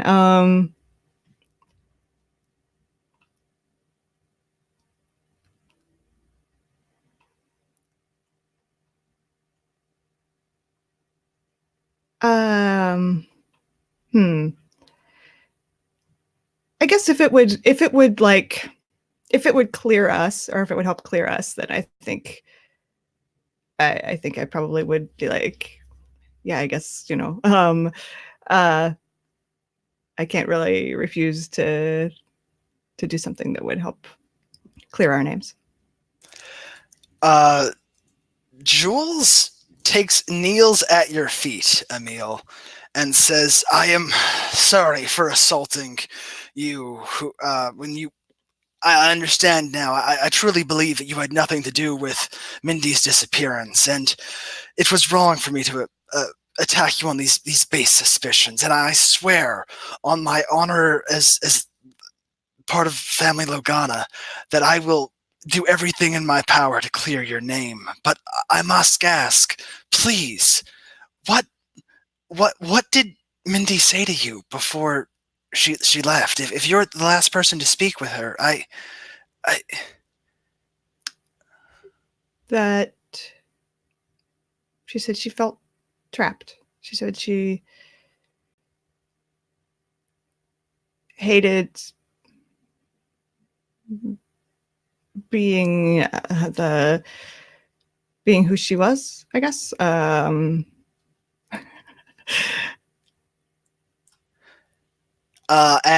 And Jules's face will just fall like crestfallen and mutter almost to herself, am I so terrible a bride that I would drive a woman to leave her entire family? No, it wasn't you. It wasn't you she was talking about. It was, Well, I think it was her family. I have a question for you, Jules. You said that you jumped to conclusions. How did you come to these conclusions? Because Mindy wasn't gone a minute before the alarm went up and people started blaming us. Oh, that was the Duke's.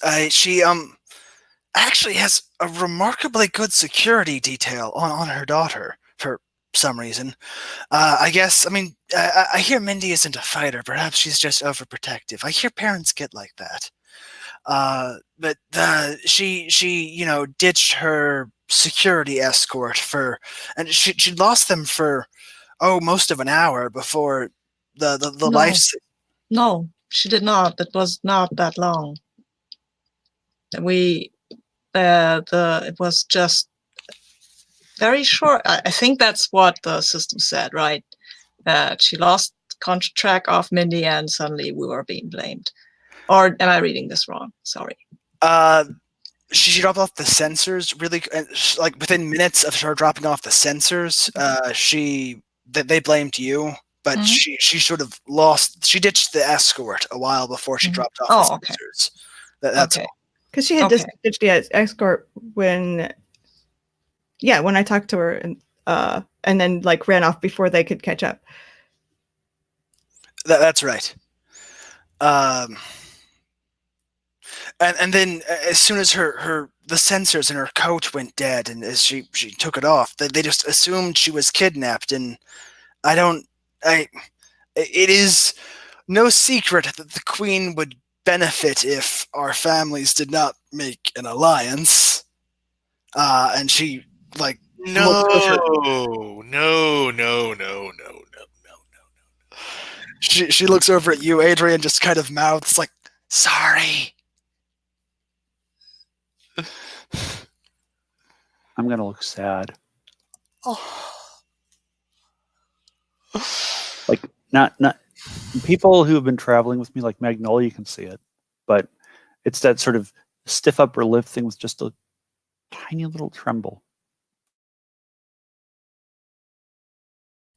I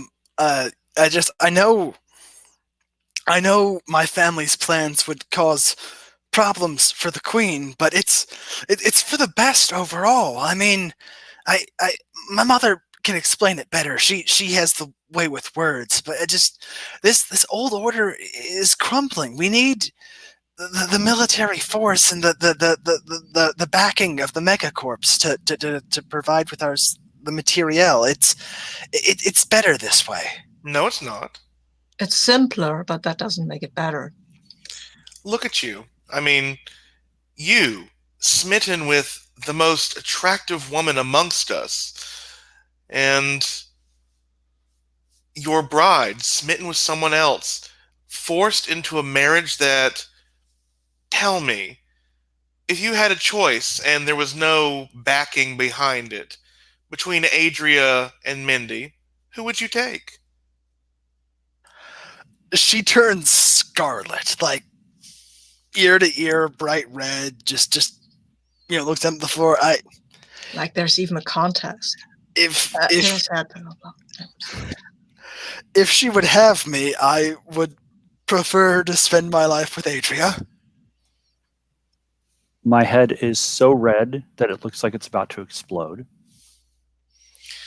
You see, this system is flawed, and if you're not intending to fix it, don't play its games. Jules, as warriors, we are called upon to serve, not to rule. Ruling at the point of a sword is dishonorable.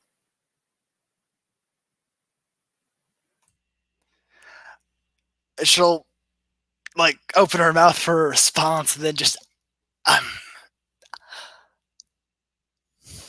I it's I, my mother explains it better. She could make you understand. Doubtfully. That's doubtful. Your mother isn't the one being sold off to make this alliance happen. And honestly, we can't be the only ones to have said this about everyone under your command. They must see the value in you just as we do. Well, of course I'm valuable. That's why I'm the only person who could wed the heir to the noble corp. Not that type of valuable. Valuable as a person, not a pawn. I think what Magnolia is saying is valuable the way that I see you. Yeah, you're gonna roll entice right there.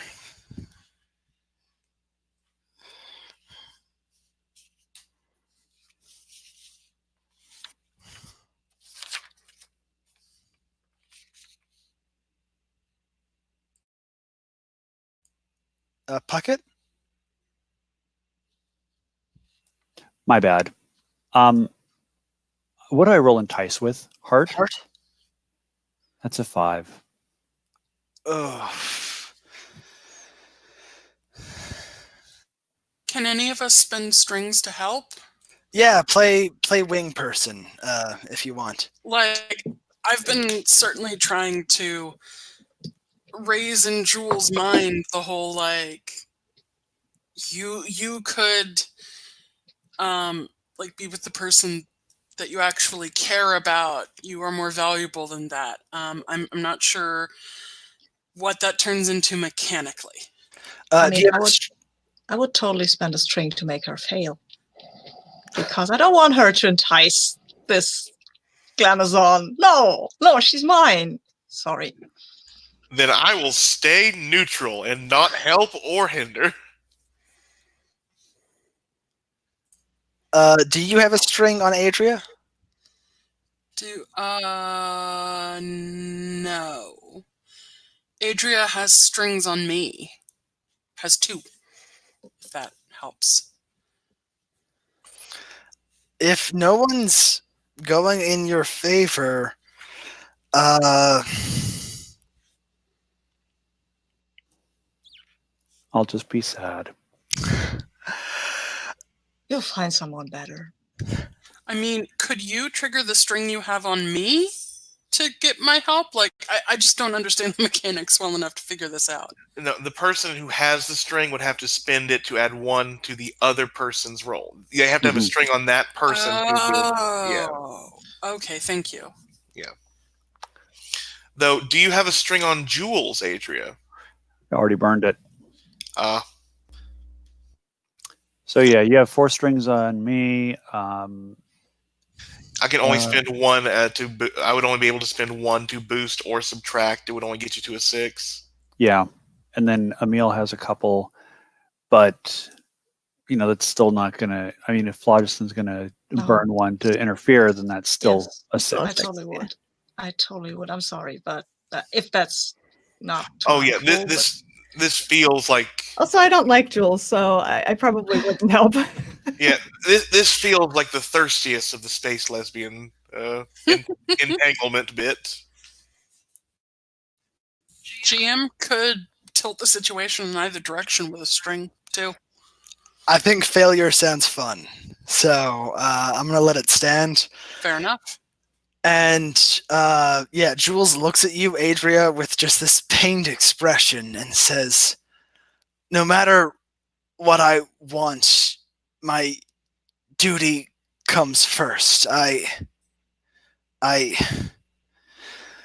For the good of the regiment, I must carry through. You know that I understand. I am a knight of the Queen's Rose. You know that we are sworn to celibacy. We're sworn to service. Better than anyone else here. I understand. But I get the feeling that she wouldn't want to marry anyway. At least not you. Sorry. Life's hard. Life's harsh. What does that mean? What do you know about Mindy that I don't? Come on, she ran away. Do you think you're the only one who can fall in love with someone who's not pre-packaged for their marriage? I hand Jules the data pad. The one I stole off Mindy that details her months-long love affair. And as she reads through it, she's just like more and more stunned and like, who is this Ruth person that Mindy was so enraptured with? Is she a what? Her name's Rebecca. Rebecca, sorry. Or is that somebody else? Oh, okay. I was going to ask if Mindy was in with Ruth and Rebecca, or if that was just a sniffle. It was Rebecca. I mixed up the names. Who is this Rebecca person? Is she a soldier? Is she better than me? She's a bartender at Crossroads, isn't she? She works there in some capacity. You don't know the details. I'll say she works at Crossroads, probably as a bartender. She is a commoner. She is not a warrior. Well, she may be, but I doubt she's trained like we are. But that doesn't mean she is not worthy of love. That does not mean that Mindy should not be able to give her heart freely to whomever she wishes. Well, I mean, honestly, if she has to fall for someone, I prefer, yeah, okay, I get it. Maybe she just prefers civilians. I can respect that. I don't know. You haven't done anything wrong. It isn't that you aren't enough. You are more than enough for lots of people. Her interests simply lie elsewhere. I mean, the engagement was announced months and months and months after they were already in love. You know, for people with the goal of breaking up this wedding, you're giving a surprising amount of supportive talk. Which breaks up the wedding. If she makes peace with the fact that Mindy's heart is elsewhere, the wedding, it is broken up. Yeah. If she's going to fight this again, I do have a move I'm going to pull though. What move? That would be my custom playbook move of know your place. Because if she's going to not take my advice, that's insulting, and I will scathingly tear her down and make her make a choice. What do you all know of duty and obligation? The things we do for our families. What can you understand? Taylor lifts up their shirt, not very much, but enough to show some really ugly scars, and says, I have a few ideas. You think you're the only one with duty. You think you're the only one with responsibilities. And I think Magnolia points towards Taylor.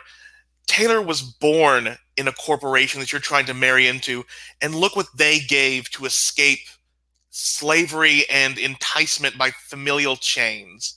And me? I'm the only goddamn person that actually chose to be a princess in the royal family. I may be the last in line, but I know how to fix the system because I lived outside it. And no, you trying to push your feelings down in a loveless marriage that benefits people, I don't care how your mom responds about this. I don't care how your mom would make me understand it, because I won't. I know that you would not be happy. I know that Mindy would not be happy. And I believe that if we run into Mindy, you should tell her how you truly feel. Okay, go ahead and roll plus wit. That is a 10. Okay. On a hit, yeah. In this situation, Jules is going to back down. Just like, yeah. Okay, yeah. You're probably right. And you had to take +1 forward.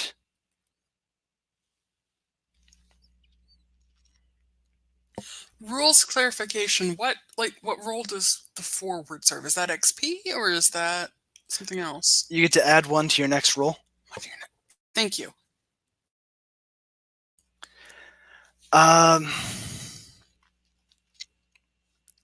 So with that, I think Jules is just gonna kind of like slink back to her bunk and think things over as you fly over to Crossroads. Any other scenes you'd like to have before we get there?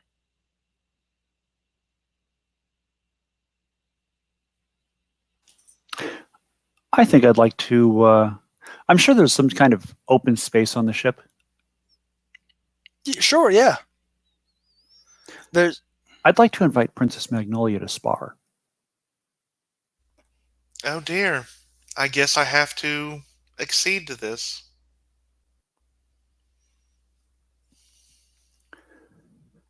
And I think you'll find that it's very obvious that I'm distracted. Like, completely off of my game. And it's also pretty obvious that this is about the only way that I know how to relate to someone unless I have an actual blade in my hand. So this is my awful, awkward attempt at reaching out to some kind of human connection that is not required by duty. Are you trying to give me emotional support? I think I'm trying to get emotional support. Yeah, so I think the first thing I want to do, though, while we're sparring is I want to figure you out.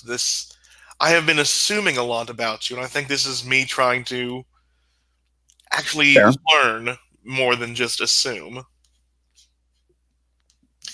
So yeah, we see us sparring and so the fake swords clacking and all that good stuff as I get snake eyes. Oh, God.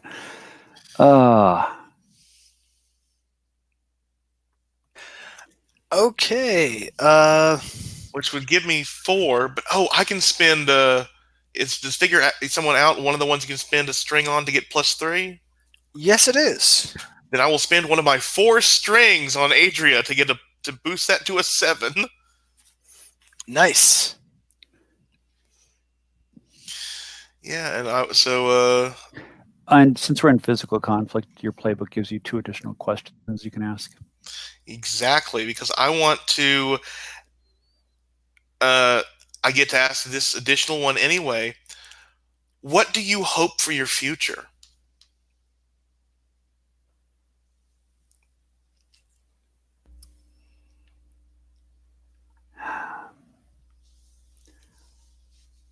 I'd like to settle in a small cottage on the edge of a town with some chickens and a couple of goats and maybe a little garden with Jules. And with the other question that I have, what do you hope to get from your service to me? To be released from it. Yeah, I think the final scene of this is like I think I have like a great sword style fake sword. You're forgetting my question. Oh yes, you do. Sorry. How can I get you to argue with the Queen that I should be released from my service? I'm going to give you a short answer followed by a long answer. Mm-hmm. You can't because I'm not going to ask her.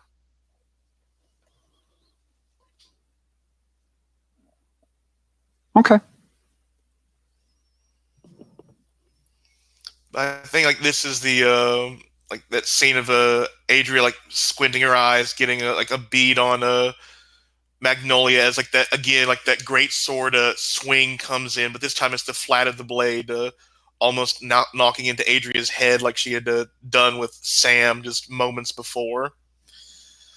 And I think she hefts the blade up, and you're getting slow in your old age, Adria. You know, I think it might be time for you to retire after this mission. I don't think I've ever seen the Queen let a knight retire. Not until they were bleeding out. No, but you know how I study those antiquated, archaic laws now and again. Yes, you actually pulled one of those out not too long ago. There is very little precedence, but the precedence is there for princesses and princes to release knights in their service, which so far a monarch has never stood in conflict towards that.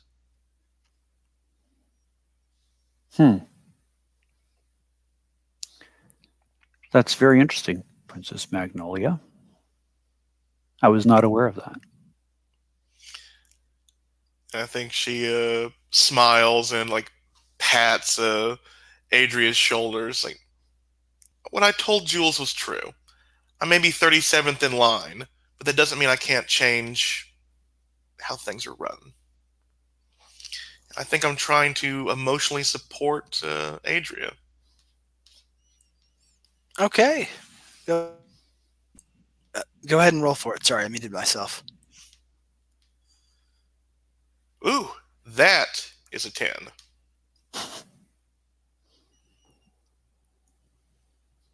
All right. Well, I think I've...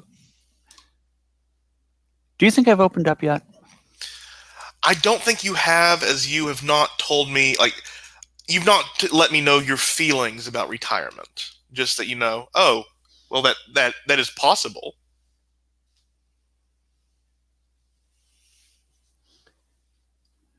If I'm able to retire, does that release me from the vows of the order?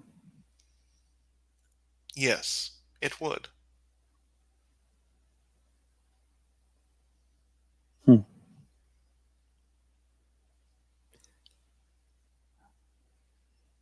I never knew such a thing as possible. But now that I know, I don't think I'm going to be able to stop thinking about it.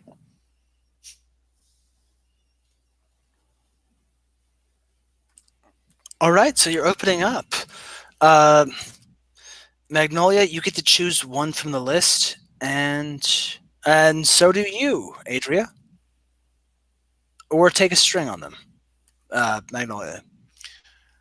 I'm going to take a string on them to get back the one I spent. Excellent. I'll mark XP. And Dr. Parallel, you had a scene. Yeah, I wanted to. I mean, I have feelings. This is not a good. I am not balanced in my mind. Psychology suggests that I seek out somebody who can help me, and I believe it should not be Princess Magnolia because no, it should not be like Adria. I believe it should be Emil because Emil smiles a lot, and that suggests that they know emotions better than I do. At least their smiles seem more genuine than mine. Anyway, I have been told my smile is not very convincing on several occasions. I will thus attempt to consult Emil about my emotional turmoil. The chat. Yeah. So, hello, Emil. Can I speak with you?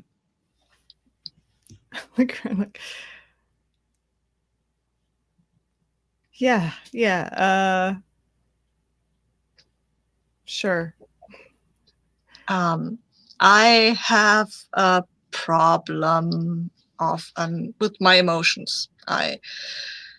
I do not know if you are the right person to talk to, but I believe you have emotions, so you might be able to give me some sort of advice.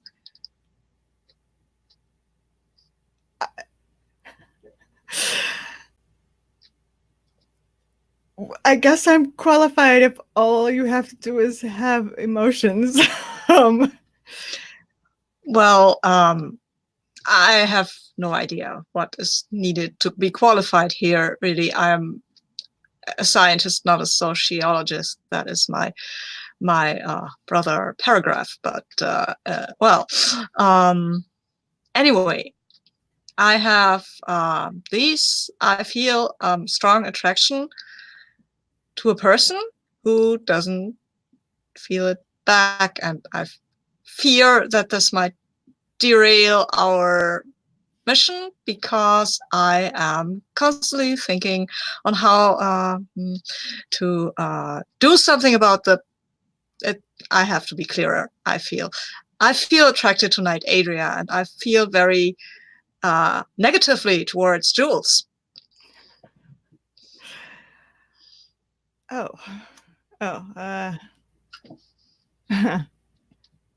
I'm not a huge fan of Jules either, but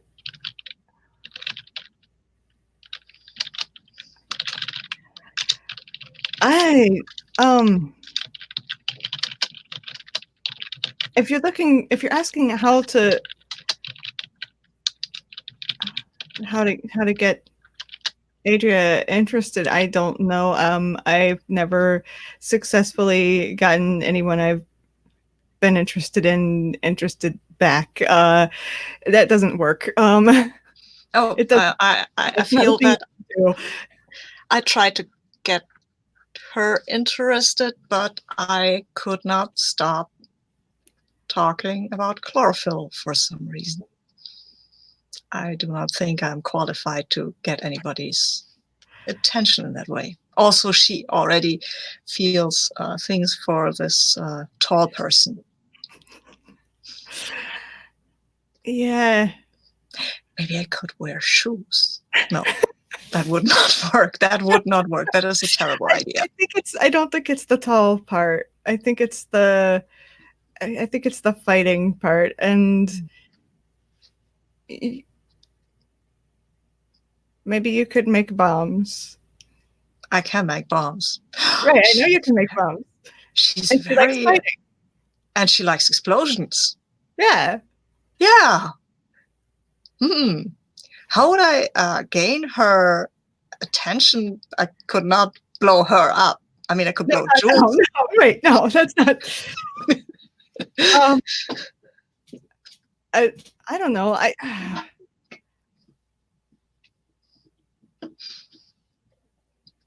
No, that's probably not. No, if you want to know the honest answer, you can't. It doesn't happen that way. I'm sorry. I feel that this is honest and also probably true. What do I do now? I feel sad. You just be sad, I guess. If you find the answer to that, let me know. But I think you just be sad. Okay. I don't know. Maybe you find somebody else to be interested in instead. What do people where you come from do when they're sad? They pretend to be happy. Oh, okay. So I don't really know. I don't know when people are sad where I come from. Because they always pretend to be happy. You can't. Not complaining is a thing. Is a big thing where I. Oh. Can't complain ever. Okay, then I think I will take. Since I have no other direction, I will pretend to be happy now and stop complaining. That's not. I don't know where I'm from.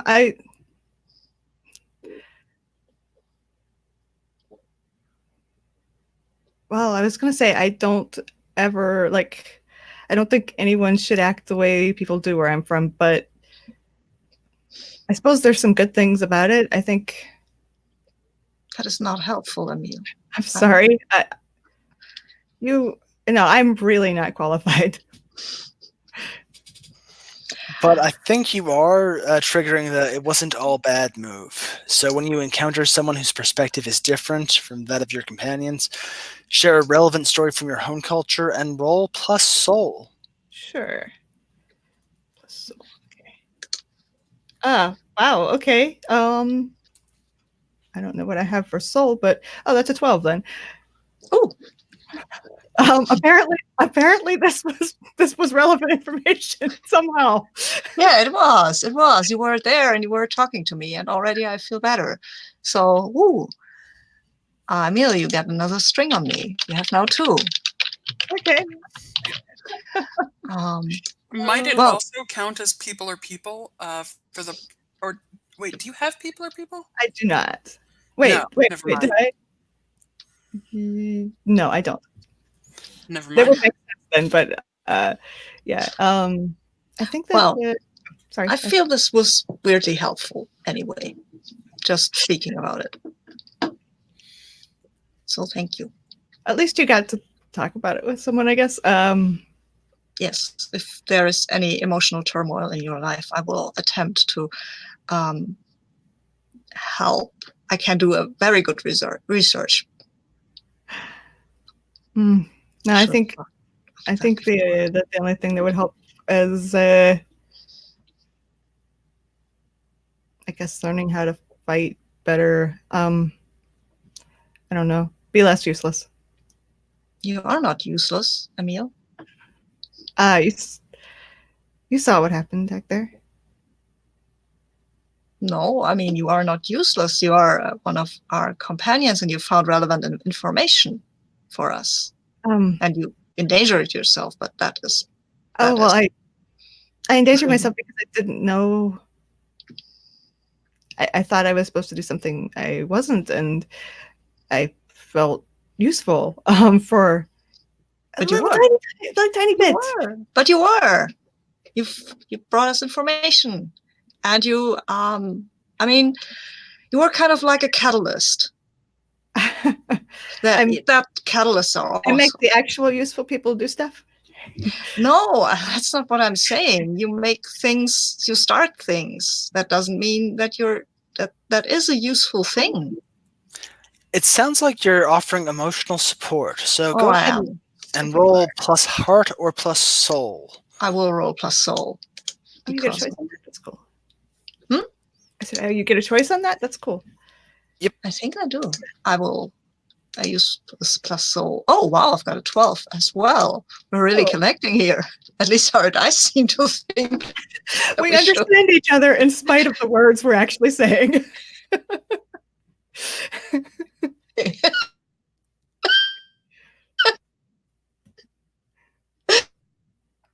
What the important support? Where is it? That does something, right? Emotional support. There it is. Okay. If they open, they choose one from below, and you either choose one or take a string on them. So you can clear a XP or get +1 forward, and so can I. Oh, awesome. Okay. I have 2 conditions, so I would like to get rid of one of those. I think I would like to take a string on you because I feel now it feels like I should have a string on you because I haven't. That's okay? Cool. Yeah, that sounds good. So I think am I less frightened or less angry? I think I'm still angry at myself, but I'm less frightened. Cool. Yeah. So. All right. Anyone else would like to do a scene before you arrive? In that case, I think you, Jules' ship pulls up on the station of Crossroads, an enormous space station with countless docks suited to all different sizes of ships, and you see massive freighters coming through from multiple different trade routes. All the major noble corps have a local franchise here, and yeah, it's also got probably the biggest entertainment district, well, anywhere in the sector. So yeah, it's a big place to go looking for a missing noble corp heir somewhere in this place. And as you pull up to it, Jules, is at the pilot's seat and looks over to you, Adria, and is just like, oh, all right, let's find my fiance. And I mean, we could just not. I mean, she wanted to vanish. We could vanish too. It's a little hard to vanish. We're working for the queen. This all comes back on her. We have to just get Mindy to admit that we didn't have anything to do with it. That's all. I think. No. You're right. Look at we have to do our duty. Like, is that all we have to do? I don't know. I think that's unless Magnolia says something else. I think that's all we have to do. Oh, I have no idea. It might help if Taylor lets us know. You master of minutia. Well, I did do all that wonderful research on the rules surrounding marriage under the Morgagi Noble Corp, and so I would like to draw upon that knowledge to GM. Am I right in thinking that once someone is married, you can't force them to divorce? That's correct. And we already have established that they don't recognize polyamorous marriages, so all we have to do is get Mindy and Rebecca to tie the knot, and we're good. How about Adrian Jules? Completely out of character, because in character I would not approve of this. Oh, like, I ship it, but I think they're both, like, a little too, like, stone and self-protecting to be quite at the let's go tie the knot unexpectedly moment. And I feel like Mindy is in a real primed mental state. We're duty bound. Yes, Mindy, on the other hand. Their duty is a well-carved and long, thick stick up their spines. I mean, we've just learned that Magnolia could release Adria from her duties, though. Just saying. Well, yeah, but they're not going to be ready to run off together yet. And that wouldn't do anything with Jules. Yeah. Like, Jules probably isn't ready to make that move yet. But Mindy and Rebecca, we might be able to get them quickie married. If they aren't already. Exactly. We'll just have to get our hands on the marriage certificate, actually. That's all we have to... Wait, that's all we have to do. If Mindy's vanished and we get a marriage certificate, we don't even need Mindy for that. You're going to frame Mindy for getting married? Frame? I'm just putting this out there that we might just produce a certificate of marriage for Mindy and Rebecca and go back and say, look, she's married. She hates you. Why don't you just convince the computer system that they're married? Yeah, I can talk to the computer system. Sure. Because if we fake that they're married and Mindy changes her mind, that's gonna end real poorly. Or what if they want to just live as partners without marriage? Yeah, we but would be then screwed. They wouldn't be screwed. They wouldn't even have to know about We would this. be screwed. We would, because we would be faking a marriage.